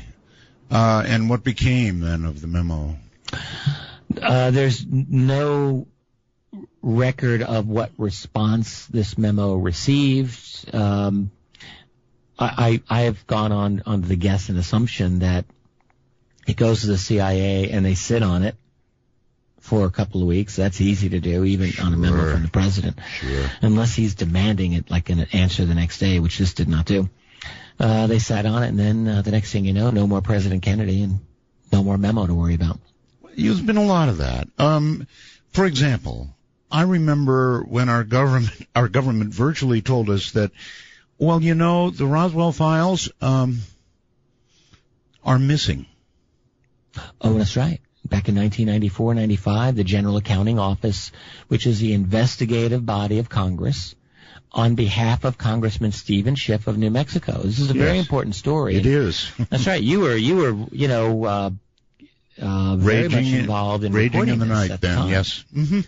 Absolutely. And Roswell was just on some kind of getting some forward momentum at that time. And here's Stephen Schiff of New Mexico. By the way, he was working to some extent with Don Schmitt, who we were talking about earlier, right, on that matter. And Schiff said, look, this is a legitimate issue to look into to see if there's anything that we can learn about it. And he asked for records of the Roswell Army Airfield from 1947, any communications to and from the base, and these should be available through Freedom of Information. And in fact, before he even asked the GAO to investigate, he went to the Air Force, and they told him some expletives and basically said, go bleep in your hat. That's a direct quote. So Schiff was completely stonewalled by the Pentagon, and he thought, well, I'll go to Congress. I'll go to the GAO. That's what they're there for. They're supposed to investigate on behalf of Congress. And they said they would try. And they did try. And what they found was that the records pertaining, the communication records pertaining to the Roswell Army Airfield from, I think, late 1946 into early 1948 or 49, I have to look at my records, were missing. They were gone. And that there was no explanation as to why they were missing, and they should not legally have been missing. But that specific period of time, those records, all of them were gone. And these are records that really would have shed important light on what happened in Roswell in the summer of 1947. So, yeah, you've got obvious obstruction here, and they just get away with it. Yeah, well, that was going to be my next question. How do they get away with just saying, I'm sorry, they're missing? I think they get away with it, Art, because we live in a society we call a republic. We call it a democracy, but it's really not what it is. And I think as the years go by, the decades go by, those people who wield the power become more and more arrogant in their handling of it, and I think they realize that there really are not repercussions for what they say and what they do. I mean, we talked earlier about narco-trafficking. It's not just me who believes that narco-trafficking is deeply involved in the U.S. government. There's a lot of analysis that says this. And there's no repercussions there. There's no repercussions on the criminal banking fraud and the derivatives fraud that goes on. I mean, that's our world. And this is also the world within the United States national security state, as I've come to call it. Again, it's like the movie Alien. Remember in the first Alien movie where the creature comes out of the guy's chest? Oh, yeah. And he died, and it's a gruesome scene. But that's like us. I mean, you have the old American Republic, which is the dead body, and out of it springs this national security empire that really is the new incarnation of the United States. Well, we live in this world of the 24-hour news cycle. And then everything gets forgotten. 24-hour news propaganda cycle. It's really, I think, designed to pacify most of us. It's my opinion. Miley Cyrus's twerking is the headline, or Caitlyn Jenner's transgender. I mean, this is the headline. I think we can see that we're dealing with distractions. I know. Mark in Pennsylvania recalls that you interviewed a 77-year-old man facing kidney failure. And he did tell you what he knew about Roswell. Is the man still alive, and what did he tell you? He is still alive. His health, he's been, for the past year or more, been placed into a nursing home because his family's been unable to care for him. This is on YouTube. Anyone can look at it. You can look up on YouTube, they call it Dying CIA Officer Testifies About UFOs. He wasn't a CIA officer. He wasn't even a CIA employee. He worked in U.S. Army signal intelligence in the late 1950s and claimed, and by the way, he was interviewed years ago by Linda Moulton Howe back in the late 90s. Okay. And Linda knows his story very well. I interviewed him in early 2013, way up in northern Minnesota, which is where he lived. Right. I can say that. There were a few times when I interviewed this man that I actually was afraid he was going to die in front of me. His health was that bad. It was actually really, really frightening at times. He was a sweet man, and I genuinely liked him. He told a story that is very difficult to prove and really difficult to corroborate, and so for that reason I'm careful about it to this day. On the other hand, I have a hard time thinking that he was lying to me, and what he said was that back in the late 50s, he was a young man, he was assigned to work underneath a man who was a CIA station chief in the U.S., even though CIA was supposed to be only international. That was never solely true, he said, and they had a U.S. component. And his job was to analyze UFO photographs coming in from overseas. That was his initial job. That morphed into him and his boss being sent supposedly by President Eisenhower to go to what we call Area 51, because Eisenhower, according to the story, was frustrated in his attempts to get information about the ET program that was there, got tired of being stonewalled and said, you guys are going to find out. If you do not find out, I will send in the army to invade the area. That's what this man said to me. Can you imagine? What he claimed is that he went in with his boss, and there were two other CIA people with him, accompanied by a local Area 51 officer who gave them a tour. This man said he saw a Roswell craft. Wow. He said he saw, this would be in 1959,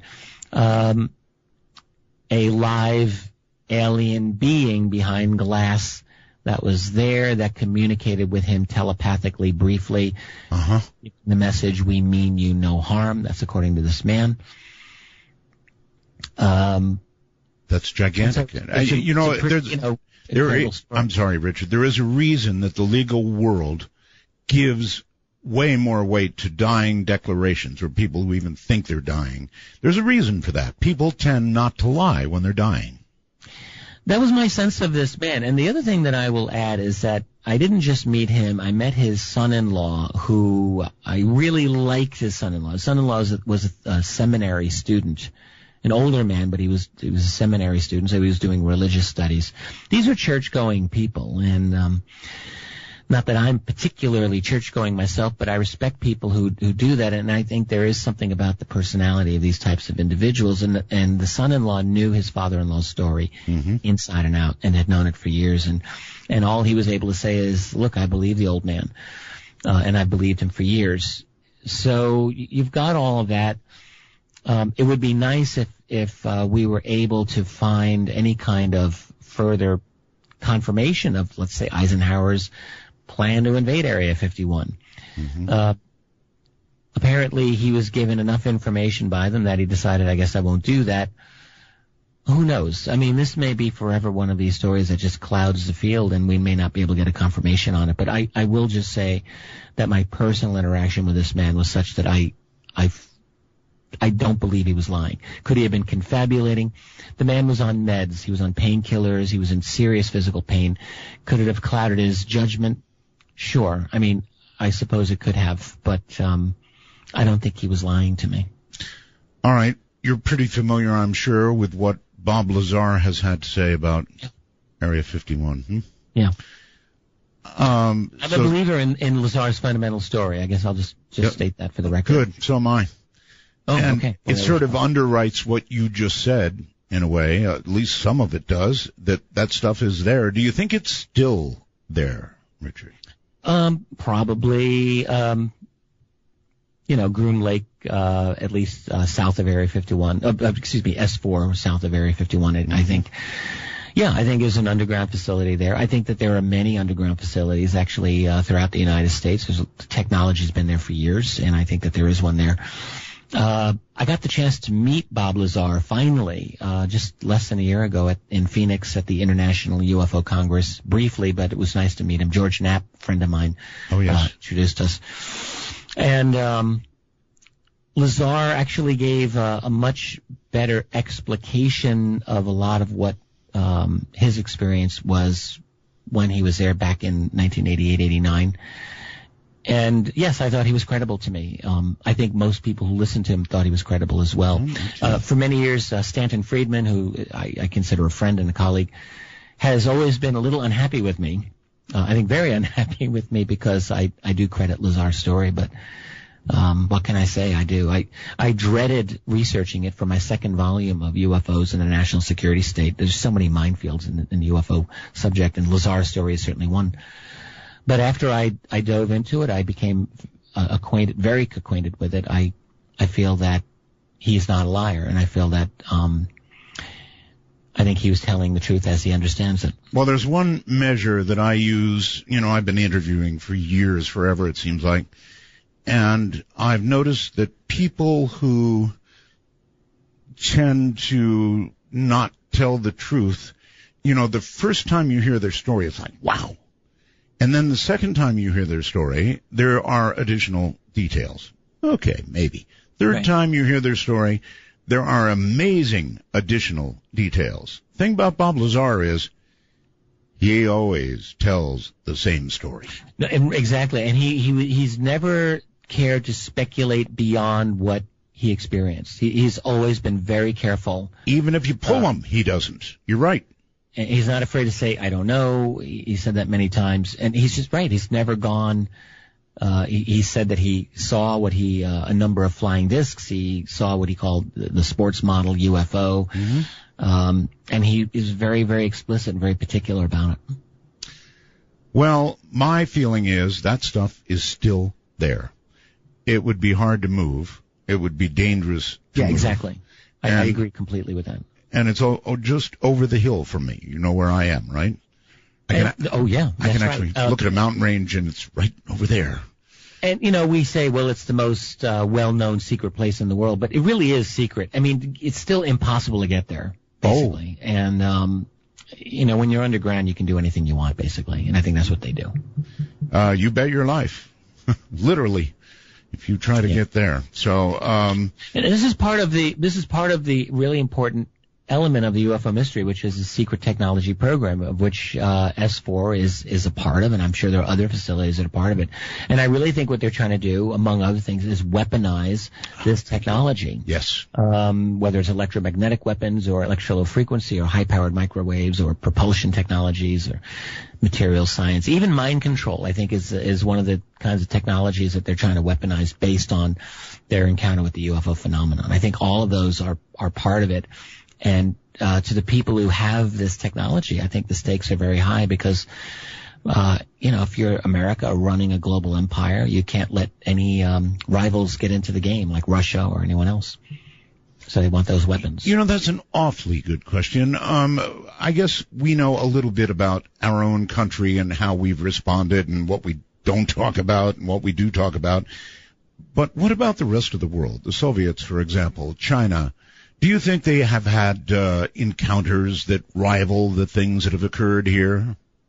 I think it's entirely possible. I think the Russians certainly have. I guess I'll just take the opportunity to plug a book I'm about to publish by two authors. One is a Russian he's anglicized named Paul Stonehill, and Philip Mantle, an UK author. And they're doing a book on Russian USOs, unidentified submersible objects. And this is, I think, the first ever study of this. And I'll have it out probably by the fall. But the fact is that the Russians have a long history of spectacular encounters with UFOs. And, during the breakup of the Soviet Union, we learned a lot about them. This was the real moment in Russian history where information came out. It was like their version of freedom of information. Right. And KGB files became available and much more. So we know that there were some serious military encounters, and they may have had their own versions of Roswell at places like Dalnogorsk in 1986 and a few others. So, yeah, I think that it's very likely that they have their own knowledge of this program, and they may share or not share to some degree with the United States. That's a question I don't know the answer to. Chinese, probably the same thing. There was a story that came to me by a fellow named Scott Jones. He's still alive. Uh-huh. Retired Navy pilot, and was a former aide to this Rhode Island Senator Claiborne Pell, who is very interested in UFOs for years, kept it very quiet.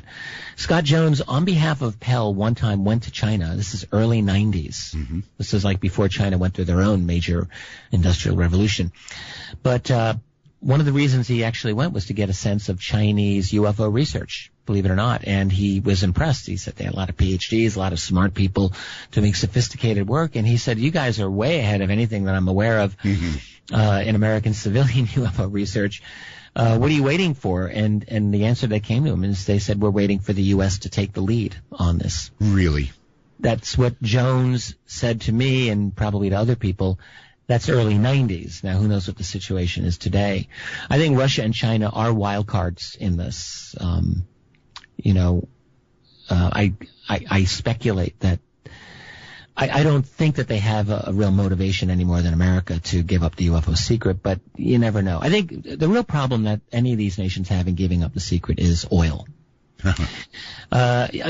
You give up the secret, you say, yes, some of these UFOs actually are not ours. They are using revolutionary technology. One of the first questions that's going to be out of the gate is, well, what's their source of energy? It's obviously not high-octane petroleum. Right. That's going to take them from point A to point B. It's going to be something better. Whatever that source is, implicit in the answer to the UFO mystery is a post-petroleum civilization. And that is such a massive transformation, and Russia, I don't really think, has any more of a motivation than America. All right, I've got to hold it right there. Stand by. I'm sorry. I have these absolute deadlines. This is Midnight in the Desert.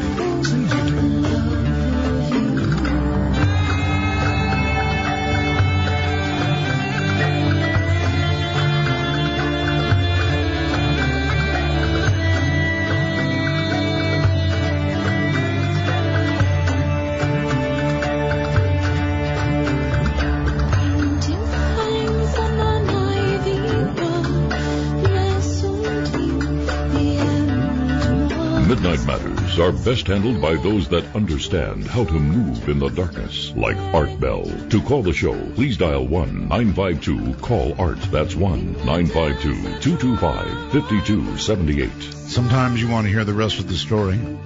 Sometimes you want to hear the rest of the song. Hi, everybody. I am Art Bell. My guest is Richard Dolan, and in this last hour, I would like to open the lines. Now, this will take a slight bit of explanation, as we are new. As you well know, we're very new. So to ask a question, to call us, number one, I would suggest at your first opportunity that you put Skype on your telephone. Got a smartphone?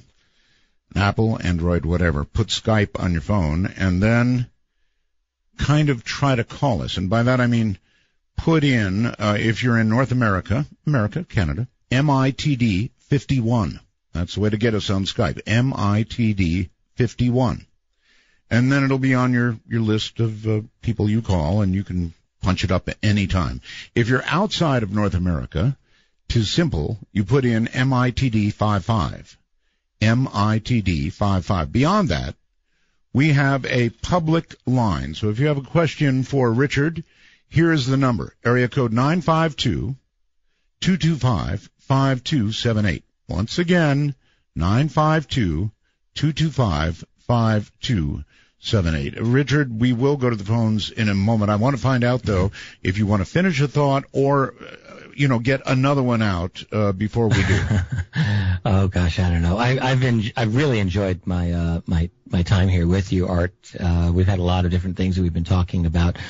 I guess if I were to finalize any of my thoughts on the subject before we hit the phones, I would just say I think the UFO subject really does constitute the greatest mystery of our time. I've been saying this for a while lately. I really believe it's true, and I say it because I think it has it affects every facet of human civilization that really matters, and our politics, our science, who we are existentially. That is, what are human beings vis-a-vis any other beings that are here looking at us.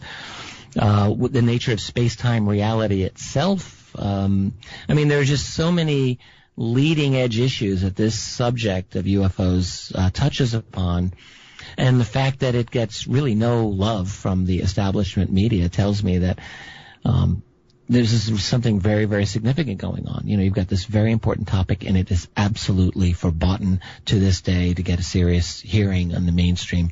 I mean, there's some cable stations, History Channel, Sci-Fi that'll do a UFO documentary, but really nothing for the establishment, what I like to call the official reality. The major networks, things like that. They will not touch it. It is not part of that reality. All right. And that's a problem. All right. Let's do it. Baton Rouge, Louisiana, you're on the air. Hello. Hello. Can you hear me? Yes, I hear you. Who is this? Who were you expecting? This is Art Bell. Richard Dolan is my guest. Right? Oh, hey, Art. This is Scotty. Scotty, go ahead.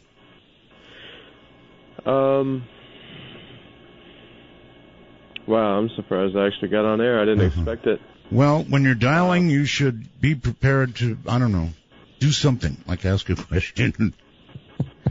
You know what happens to people? They freeze. They actually really get through. Yeah, I do I'm too. just laughing. Yeah. They're not ready, and they freeze. Richard Dolan, you related to James Dolan? Not to my knowledge. Who is James Dolan? I believe he's part owner of the Knicks, right?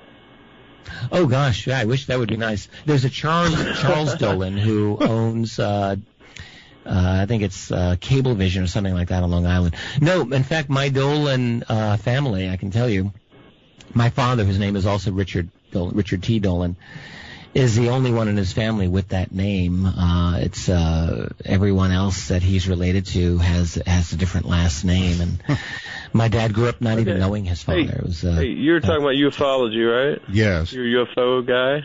that's what we've been talking about all night. Yeah. I was gonna. Can I tell you a quick story? You may. I used to be in the Navy. One time I was in the we're in the Northern Arabian Gulf. We were supporting during Operation Enduring Freedom, and I just saw three lights just streak across the sky. You know, I mean, that's just, I mean, something I sighted. You know, I can't really explain it. You know, most people can't. They have a sighting and they can't explain it. There are a number of sightings that have been reported via the U.S. military from the the wars in Iraq and Afghanistan. Even on YouTube, you can find a lot of soldiers with recording night vision, seeing some really bizarre things. What those could be. I mean, one of the things that researchers have to keep in mind is that classified drone technology is, I think, really getting to be off the charts advanced. Doesn't mean that these sightings aren't interesting, but particularly in a military context, it's almost impossible to tell what you're dealing with these days. It's true. All right, let's try Kurt on Skype. Hello, Kurt. You're on with Richard Dolan. No way. Yes, way. Oh, my goodness. Oh, my goodness. Oh, shoot. Oh. Okay, go ahead. Have you ever read Ezekiel chapter 1? The Bible. Yeah. Are you talking about Ezekiel's sighting, the famous wheel? Yes, the wheels in the sky and colored lights and crazy-looking creatures. Actually, that's kind of an interesting direction to go, in a way. Richard, what do you think? The passage that the caller's referring to, I don't have it right in front of me, but I think many people interested in this have read it. I've read it. In Ezekiel, he has a vision of a particular structure coming from the heavens, operated, I think, by four angels or four celestial beings. That's right. One of the interesting things about that, back in the 60s, there was a fellow named William, I think, Blumenthal or Blumenreich or something, who said, well, this is all nonsense. He was an engineer. And he said, I'm going to prove that this is nonsense. And what he ended up doing is, based on what he read in the Ezekiel passage, he realized he was able to build an interesting aero structure, I guess, and became a believer. And he wrote a book called, I think, something like Building Ezekiel's Wheel or something like that. I've got it in my library. So it's interesting. I mean, the thing about the ancient UFO connection, there are some very fascinating and suggestive stories in our ancient history about what we might call UFOs. And there was no UFO investigative groups back then. There was no one taking reports from witnesses. What we have are some scattered stories and a few rock paintings and a few paintings and oral traditions. And so it's really not a lot to go on. They're just stories. But I would say some of them are interesting for sure. Not just Ezekiel is one out of ancient Egypt from the dynasty of Akhenaten. I think it was Hatshepsut, one of the few female pharaohs of the time, or she was in that family.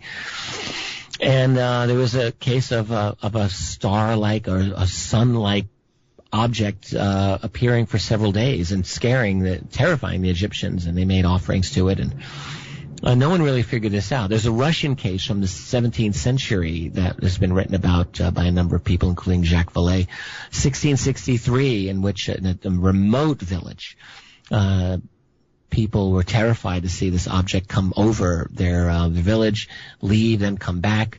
It was a bright, burning kind of thing. It killed the fish, burned people. It seemed to be intelligently controlled, and it was written about, and it was found in the records of a monastery in the year 1800, and it was just this forgotten story. And there's a number of these types of things, and the question is, what are they? The Vatican has been saying interesting things, more sort of progressively more interesting things about the possibility of life elsewhere. I think they're covering their bets, honestly. I think the Vatican, look, they're a 2,000-year-old institution. I do think that they've had some secrets that they've acquired over the years, and maybe they are covering their bets. I do wonder. Mike, you're on the air with Richard Dolan. Hi. Hi, Art. It's a pleasure to talk to you. Thank you. I have my fiancée here, Heidi. We've been listening to you both for 20 years, and it's such a delight. It's we used to listen to that other show with George Snorri. and put us to sleep. But now we're having to stay awake, and it's terrible. But anyway, Michelle. Nevertheless, our question is with regards to Bob Lazar. Yes. And he has a pretty amazing story for what it sounds like. But when we have Stan Friedman, who calls him a fraud, I was wondering what both you, Art, and I know you've interviewed Bob in the past, and Mr. Dolan, what do you think about Bob Lazar and the story and his credibility? Yeah, we actually just covered that, to be honest with you, and I think his story has a very great deal of credibility with me because I have interviewed him a number of times. The story never changes, and so we did just cover that. You must have missed it. Yeah, and I essentially had the same opinion. Okay. I wrote about Bob Lazar at some length in Volume 2 of UFOs in the National Security State, and I really sweated that one out, by the way. Put about 10 pages into Bob Lazar's story, and I think he's not lying. I think he's telling the truth as he understands it. That does not mean that everything he told is exactly scientifically correct. It is entirely possible. We didn't get into this, Art. I think it's possible that Bob Lazar was intentionally given some information that may not have been true. I do think it's possible he may have been psychologically profiled as someone who might be inclined to talk. This is only my own speculation. Because I think that actually the mechanism that he describes of the propulsion, which he talks about at element 115, yep. Jokingly referred to by physicists as unobtainium because it's so impossible to get. Whereas you have alternate ideas about flying discs that have it relying on things like zero-point energy, a totally different type of mechanism. My guess is that if it was zero-point energy, this is a story that came out in 1988, by the way, out of Lockheed's Helendale facility by a guy named Brad Sorensen.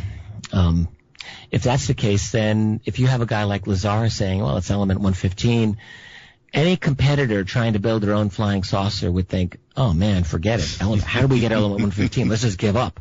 Yeah. In other words, Lazar's story could actually be, without him even realizing, a form of disinformation designed against competitors. Right. Just a thought. He saw what he saw, heard what he heard. In Ohio, you're on the air. It's midnight. Hi. Yeah, hi, Art. This is Jerry from Ohio. Hi, Jerry.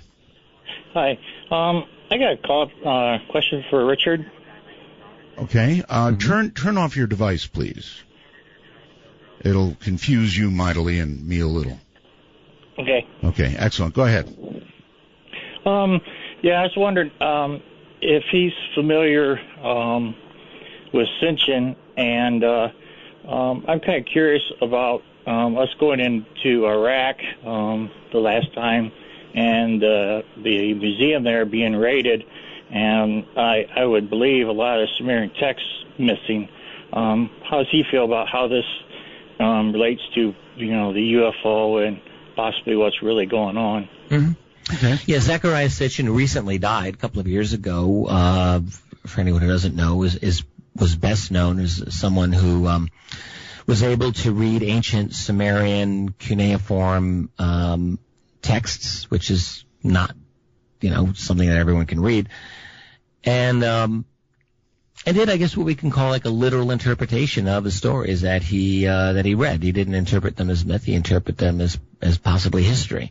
And so this had to do with the race that he talked about, known as the Anunnaki, which arrived almost 500,000 years ago, and on and on. I'm of mixed feelings about Sitchin, and in fact, I do think that there have been some very strong critiques of his work. In particular, there is a cylinder seal he talked a lot about, known as VA243, in which Sitchin said this has a sun-like image with lots of planets, and in fact many more planets than the Sumerians were supposed to have known about, and this was one of his pieces of evidence. It's been alternately interpreted, however, and actually my friend and colleague Michael Heisers talked a bit about this, and he said the sun image on that seal is actually not the Sumerian symbol for the sun. It was only a star, as are the surrounding circles. I don't think it is what Sitchin interpreted. In other words, at least there's a real good reason. Okay. There are claims that the U.S. went into Iraq for esoteric reasons having to do with these ancient mysteries. I think the U.S. went into Iraq for a lot of reasons. Certainly theft is the biggest one, but theft over some of the ancient things in the Baghdad Museum. Well, that museum was systematically plundered during the first week of the U.S. occupation, and no one stopped it. Mm-hmm. This was a huge news story at the time. I don't know if people remember this. And the people running the museum were pleading with the world and pleading with the Americans, who had like a tank and a detachment like 2 blocks over during the whole raiding of that museum. And no one did a thing. They allowed that museum to be picked clean by people who knew exactly what they were doing. So, in fact, there's a lot of reasons you might steal out of the Baghdad Museum, not simply esoteric secrets, but maybe there's something to it. Okay, a lot of people. James, you're on the air. Art Bell. Yes. The master, you're back on the radio. It's so good to hear your voice again. Thank you. Richard, you are also one of the best. Thank you for everything that you've done. We've tried to learn a lot from you guys. It's just great to be able to talk to you. Thanks very much. Thank you. Hey, I jumped in a little late. I'm not sure if you guys touched on MJ-12, but I just wanted to hear your thoughts on whether you figured that was legitimate or not. Actually, good one. No, we haven't. Yeah, it's a great question. That's another of the minefields, one of the dangerous mines in the UFO field. Sure. My take on MJ-12, and again, for anyone who doesn't know, these are documents that were leaked or intentionally leaked back in 1980s, that were purportedly a briefing to President-elect Dwight Eisenhower on the alien extraterrestrial situation. And then, let's just add that during the 1990s, a large number of documents that are collectively known as the Majestic documents also came out, and Ryan and Bob Wood primarily have done a great amount of research on those. My take on the MJ-12 documents is that they are probably a form of disinformation, but saying that is not the same as saying that they're lies. Disinformation can't work if it's all lies. It has to be credible, it has to be believable. So there's got to be things in there that are legitimate. My take on MJ-12 is that it was part of a way to disable the threat that the UFO community was posing at that moment. You had the Freedom of Information Act of the 1970s, which was really a threat. You also had crash retrieval stories coming out in the late 70s. Not just Roswell, by the way, but others. And I think this was a 1-2 punch that actually was a threat. So now enter the MJ-12 documents in the 1980s, which we're still arguing about to this day, 30 years later. I think it is entirely possible that these were either derived from real and existing documents, modified in ways to make them not believable, or maybe just created out of whole cloth. But bottom line, intelligence. The Majestic documents that follow, I'm not as inclined to dismiss. I think some of those are probably legit. That's my opinion. All right, hold tight. We'll be right back. So, bottom line, disinformation. This is Midnight in the Desert. I'm Art Bell.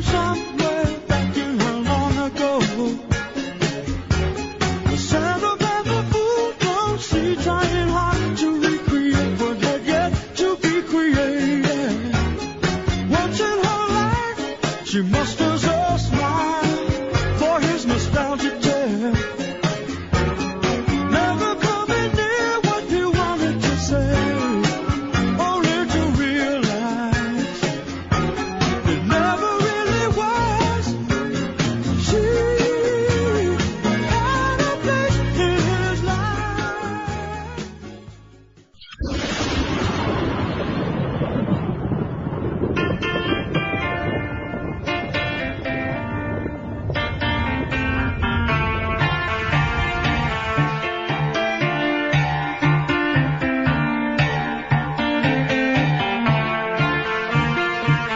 Where are those happy days? They seem so hard to find. I tried to reach for you, but you have closed your mind. Whatever happened to our love? I wish I understood. It used to be so nice, it used to be so good.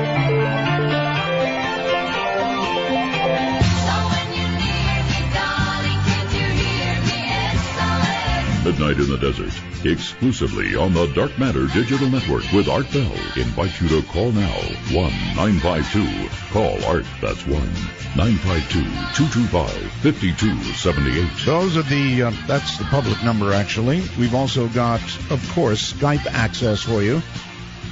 North America, get us at MITD 51, MITD 51. The rest of the world, MITD 55, MITD 55. Ring us up, and we'll be happy to talk to you. Richard Dolan, obviously a brilliant guy in the world of ufology, talking about exactly that.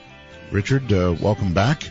Let's see if we can cover some territory. Thanks. It's really been a lot of fun. I really love doing this show with you. Thank you. You're a good guest. Lexington, Texas, is that right? Hi, this is Mary. Hi, Mary. Hi, Art. How are you doing? Just fine. Good. Well, it's really nice to talk to you and to your guest, Richard. And I have a real quick UFO story to tell you. Okay. On January 7th, about 2 a.m. in the morning, my husband had just gotten home from running at the track. He works late. So we began to hear a really loud rumbling noise. And it just continued, and it was uneven. It wasn't smooth like a jet or anything, and it just got louder and louder. It sounded like it was passing right overhead. So we ran outside and looked at the sky, and at first we didn't see anything, but whatever it was sounded massive. And we finally saw lights moving towards the northwest, and there were a couple of white lights that were widely separated, kind of in a vertical line. And my husband, my night vision's not too good, but he said there were some smaller red lights on there. And the noise that it was making was something neither one of us had ever heard before, and he's very interested in aircraft and that sort of thing. Okay, so not a helicopter. No, it was massive, because by the time it got far enough away from us to the northwest, the width of the lights was so large, even from a distance, that it had to be huge. And the closest I can get to the sound, I was listening to different things on YouTube, the closest I can get to the sound was the noise that the mothership made when it came over the mountain in Close Encounters of the Third Kind. Oh, my. Yeah. Mary, did you say where you live or where you were when you saw this? Yes, I live right between Austin and College Station in Lexington, Texas. In Texas. And were you able to see a shape, or was it lights only, or was your husband able to see a shape? No, we just saw shape. We just saw lights, and what was weird was when it seemed right overhead, we couldn't see anything. And that was what was so strange. We didn't really see much of anything until it moved towards the northwest. And it was then around we 2 saw the a.m. light this year, as it was on January 7th. January 7th, about 2 a.m. in the morning. Well, I think it's fascinating. I mean, in my view, it could be something that they made, or it could be something that we made. I'm of the opinion that there's a substantial, highly classified, what often I've called a breakaway civilization, that is classified civilization that's so advanced that they're basically different from our own, and they're using radical technology that includes black triangles, I think, in some cases, and maybe other types of crafts. What I would say is that there is a massive infrastructure that is beyond the what we are supposed to be dealing with in our day-to-day life, and that infrastructure, some of it belongs to human beings, and I think some of it does not. There's a lot of activity, and you and your husband, I think, encountered it that night. All right, very quickly, Nancy, in Lincoln something, you're on the air. Yeah, this is Bill calling from Bellevue, Washington. Oh, it says Nancy, but okay. Okay. I have a question for Richard. Richard, could you comment on the story of President Eisenhower possibly meeting face-to-face with extraterrestrials? And also, could you tell us what you know of what you've heard of a Holloman landing? Yeah, those are both great things to discuss. The Eisenhower story actually leaked, or the version of it leaked almost immediately back in 1954 by really the guy who was the Art Bell of his day, Frank Edwards, great radio man, who was very involved in the flying saucer mystery at that time. Frank Edwards somehow got wind of the fact that Eisenhower went to Edwards Air Force Base and might have met with extraterrestrials. This was a rumor back then. There had been a number of other witnesses who have supported or corroborated that claim that there was a very, very major event at Edwards and that it seemed to involve UFOs, extraterrestrials. There's no confirmation on this, and I don't know. I mean, I actually can see the logic of it. 1954 was just when the United States was about to start detonating hydrogen bombs. That's right. Orders of magnitude beyond the atomic bombs. And maybe this is what got their attention. There is a real possibility that they're interested in our nuclear technology. All right. Holloman, we're going to have to hold. And I think that was a landing. A landing. All right. Well, we'll expand on that. We're at the bottom of the hour. Last break, and we'll be right back. Well, almost right back. Sound of the river, you stop and you hold everything. A band is blowing Dixie, double fall time. You feel alright when you hear the music ring.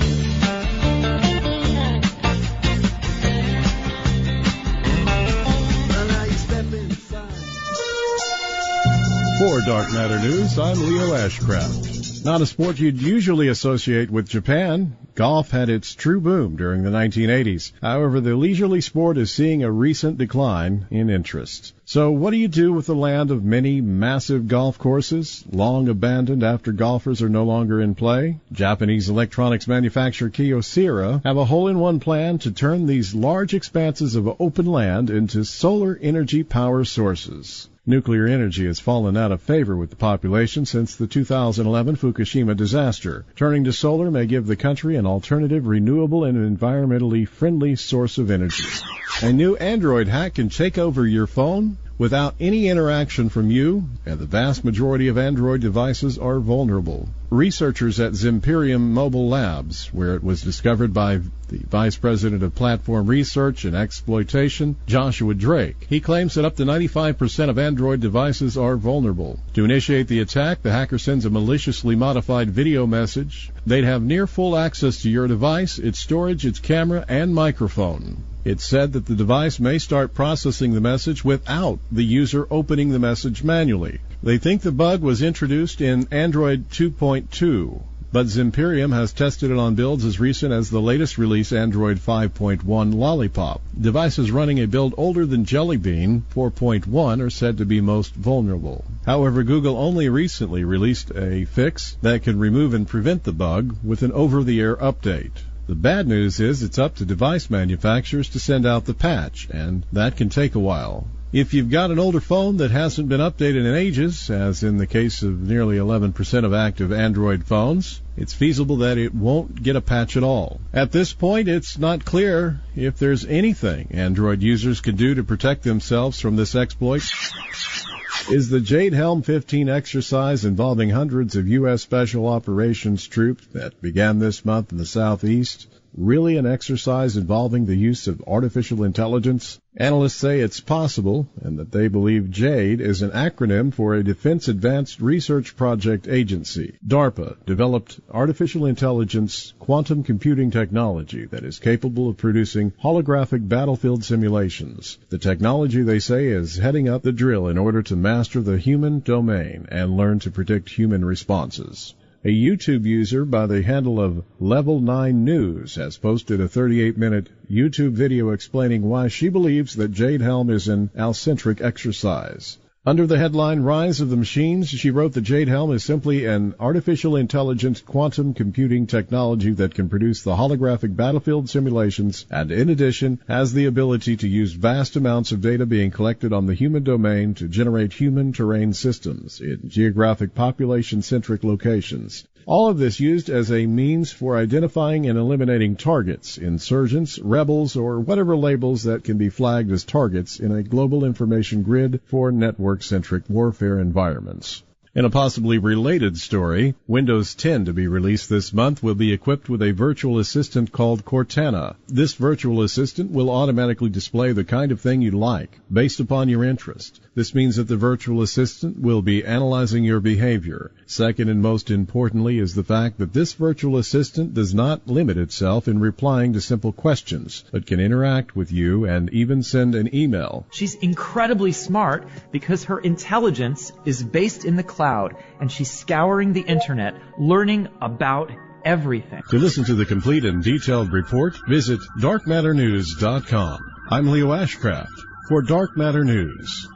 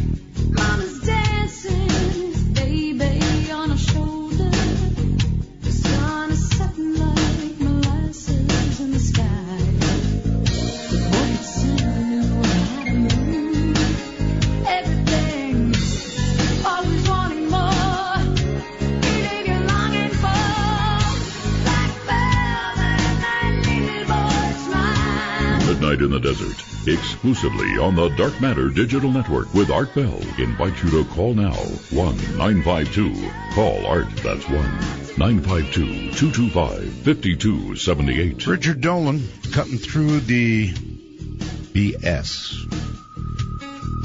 Good evening, good morning, good afternoon, whatever the case is. Once again, here's Richard and Holloman, very quickly. We got to kind of cut off there. Right, so. we talked about that. Yeah. I think that that actually, I think, did happen. That was a landing that probably occurred in April 1964.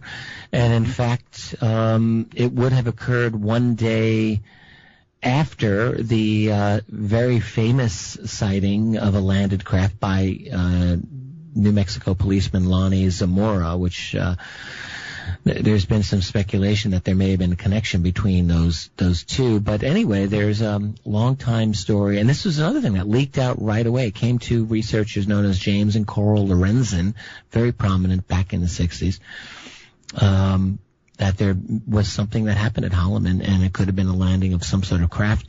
This was discussed and even done in a documentary to some extent by Bob Emenegger, in a film he did back in the, guess it was back in the 70s, and Bob's still around to talk about it. But I think that they're very likely could have been an actual landing. And these things sound crazy to someone who's never studied the UFO history, I realize, but actually there are some reasons to credit these stories, I think. Okay. All I can go by is what it says on the phone. North Hollywood, I think. You're on the air. Yes, sir.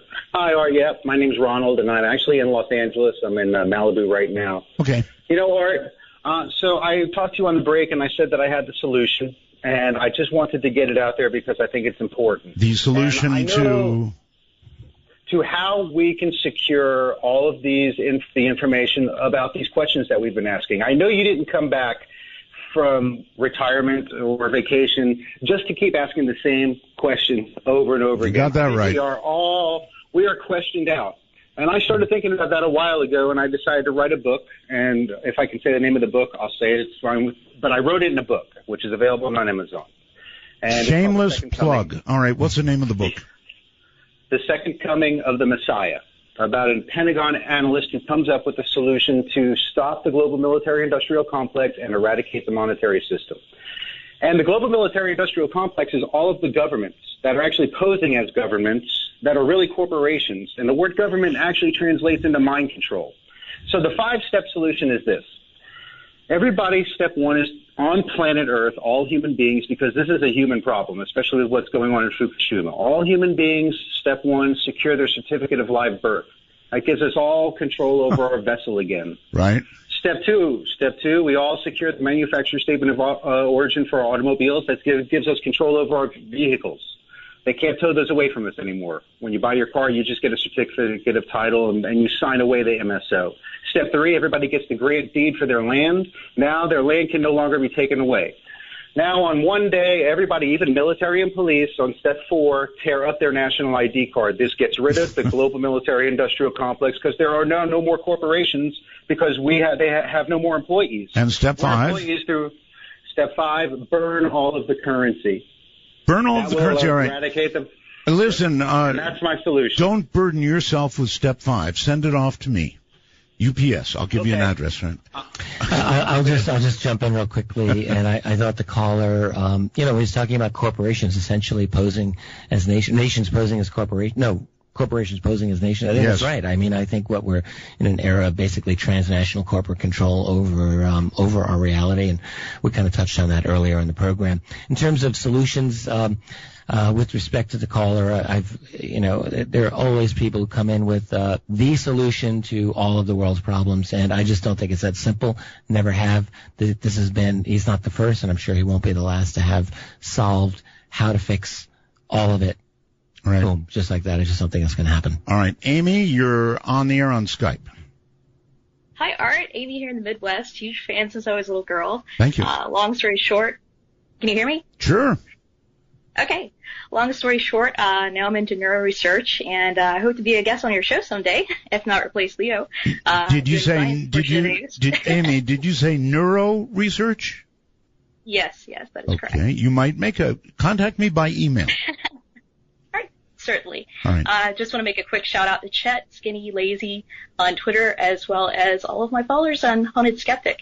Okay. So my question for Richard, perhaps it will speak to your expertise on the subject matter of UFOs and the national security state. You mentioned a lot tonight about disinformation, credibility, MJ-12, and whatnot.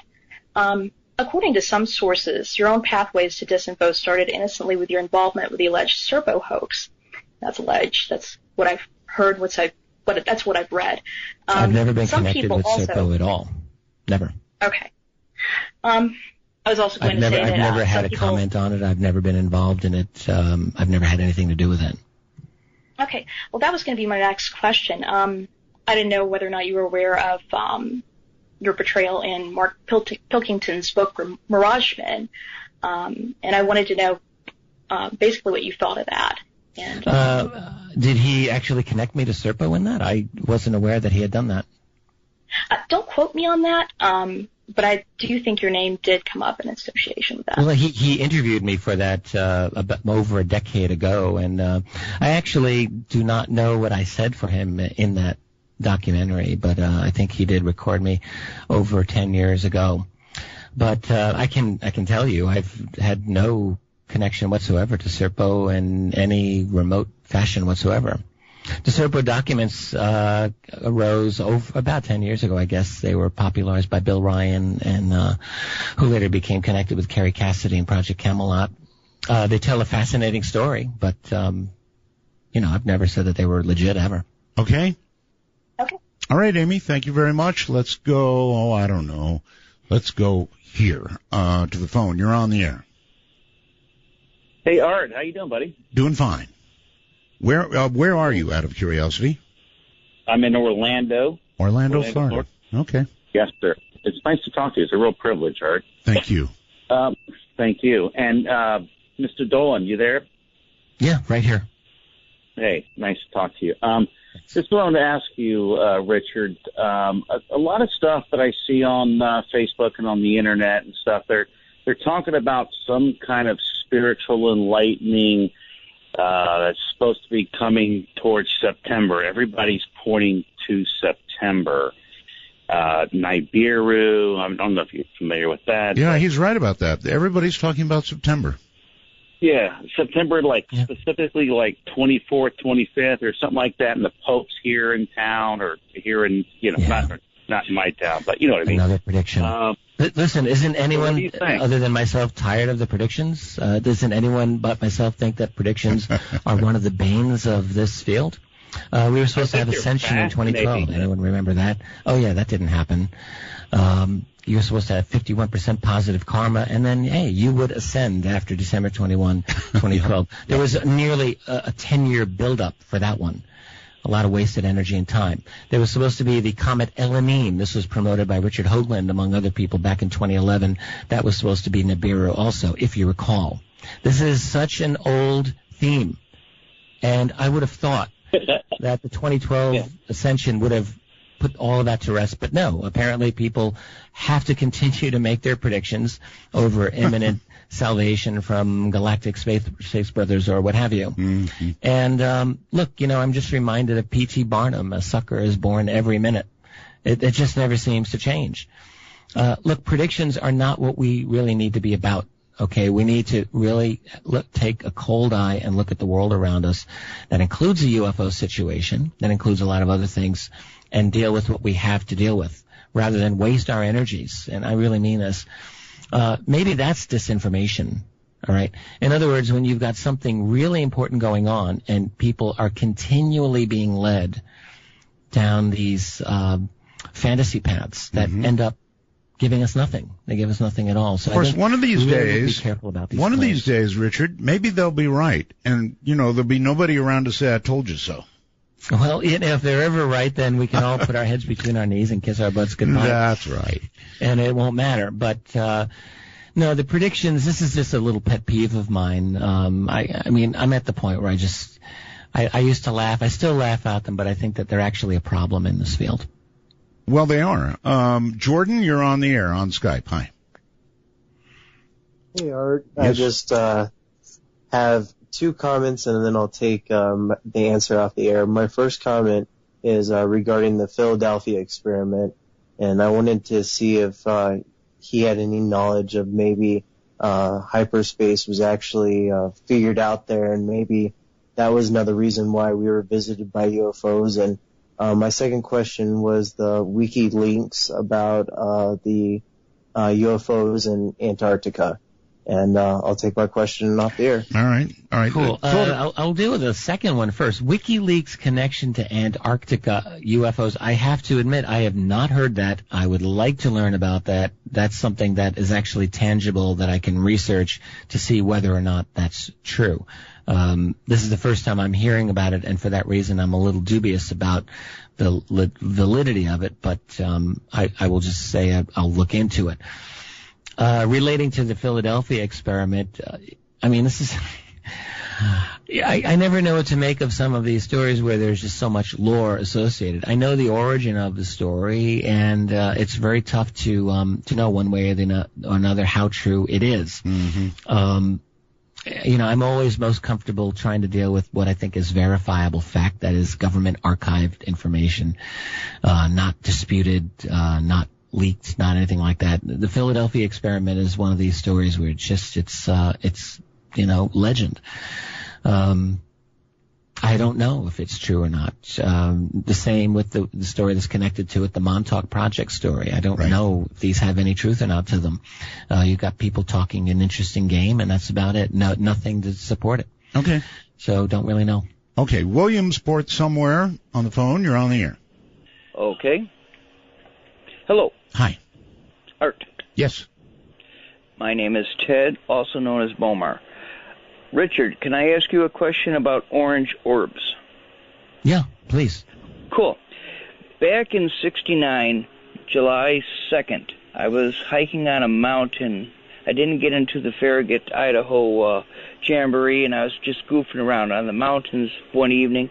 Orange orb came down, enveloped me. I woke up about 2 hours later. Since then, I haven't been able to read. But if I put a book under my pillow, I know everything that's in the book. My IQ's been measured about 190. I've spent 13 years in college. I'm a high-energy nuclear engineer, theoretical mathematician, just a goof-off. Have you heard about this happening to other people? Well, all right, you had me at orange orb. And then you lost me at 190. So let me just Google. No, it's my IQ. It's just Well, I know that's what you said it is. We got that, but you actually had an IQ of 190. You'd probably be one of the top 10 most intelligent people in the entire world. And I mean, if that's the case, then good for you.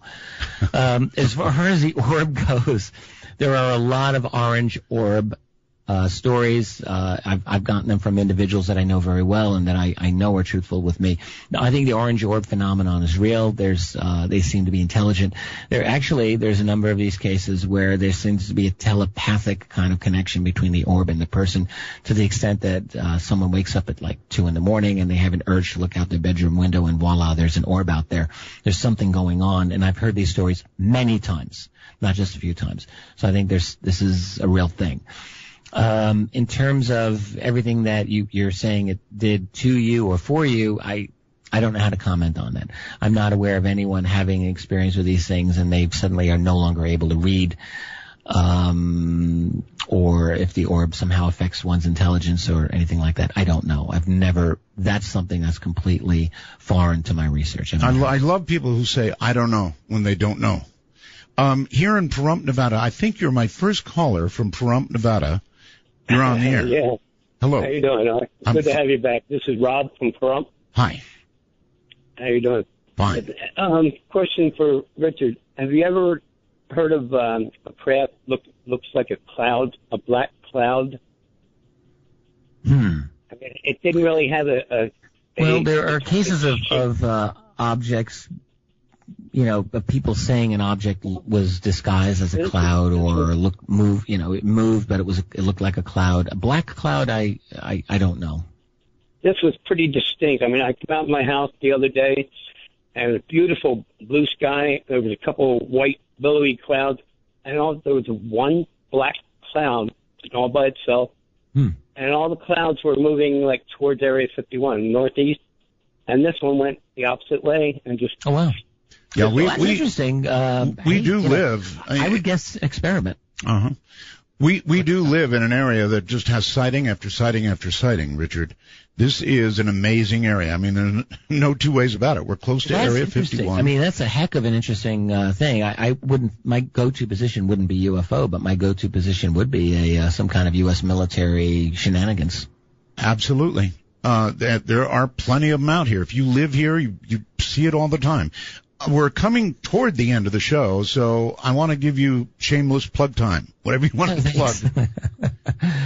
Well, yeah, every day I live, my life is like a blizzard. Every single day, there's no exception. I write and I publish. So I have a company called Richard Dolan Press, and I publish my books, but also books by other really cool, fascinating authors. One is Dr. Bruce Maccabee, very well known in the UFO field. Oh, yes. Publishing his second book this summer. I've got one coming out that is actually one of the most exciting books I've published in a long time by a fellow named Mike Cleland on encounters, but this is one of the most original books on encounters that's been done maybe since Whitley Strieber's books, and I'm not hyping it. I think this is really true. On various types of bizarre synchronicities in the UFO encounter experience, and I'm sure that'll make a big splash. I'm working on my own book, which is not a UFO book. I mean, I'm working on volume 3 of my National Security State series, but I'm also working on a history of what are known as false flag operations. This is a very big thing that I've been working on for the past 6-8 months. I think that we live in an era of false flags, actually, and what I'm trying to do is set out why I think we live in such an era, and try to have an analytical approach so that we can identify them when they come down the road. But my website is richarddolanpress.com. A lot of my articles are there, books, YouTube videos, and the like. All right. So, do you want to give out your personal cell phone number? Not yet. No. Okay, then we'll have to settle for what we got. It's been a pleasure having you on the air, and how about doing another show on false flags? Oh, I'd be very happy to do that, Art. It's been an honor. It really has. You're a bright guy. Thank you, Richard. Thank you very much. Good night.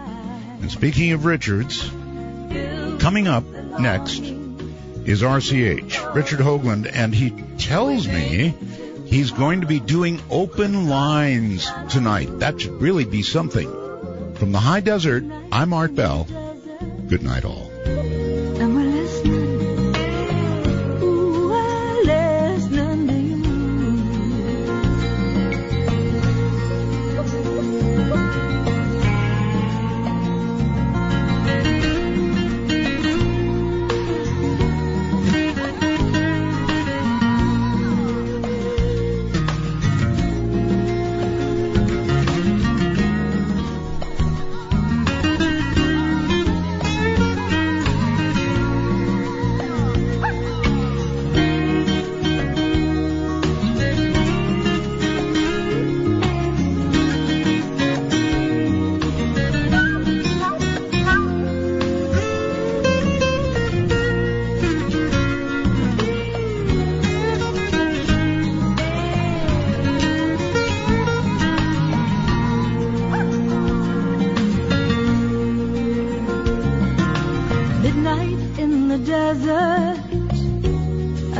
wisdom in the air.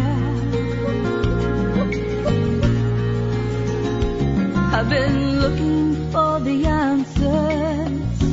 All my life I felt you there. As the world we live in quickens, are we heeding all the signs? Have we lost our intuition? Are we running out of time? Midnight in the desert.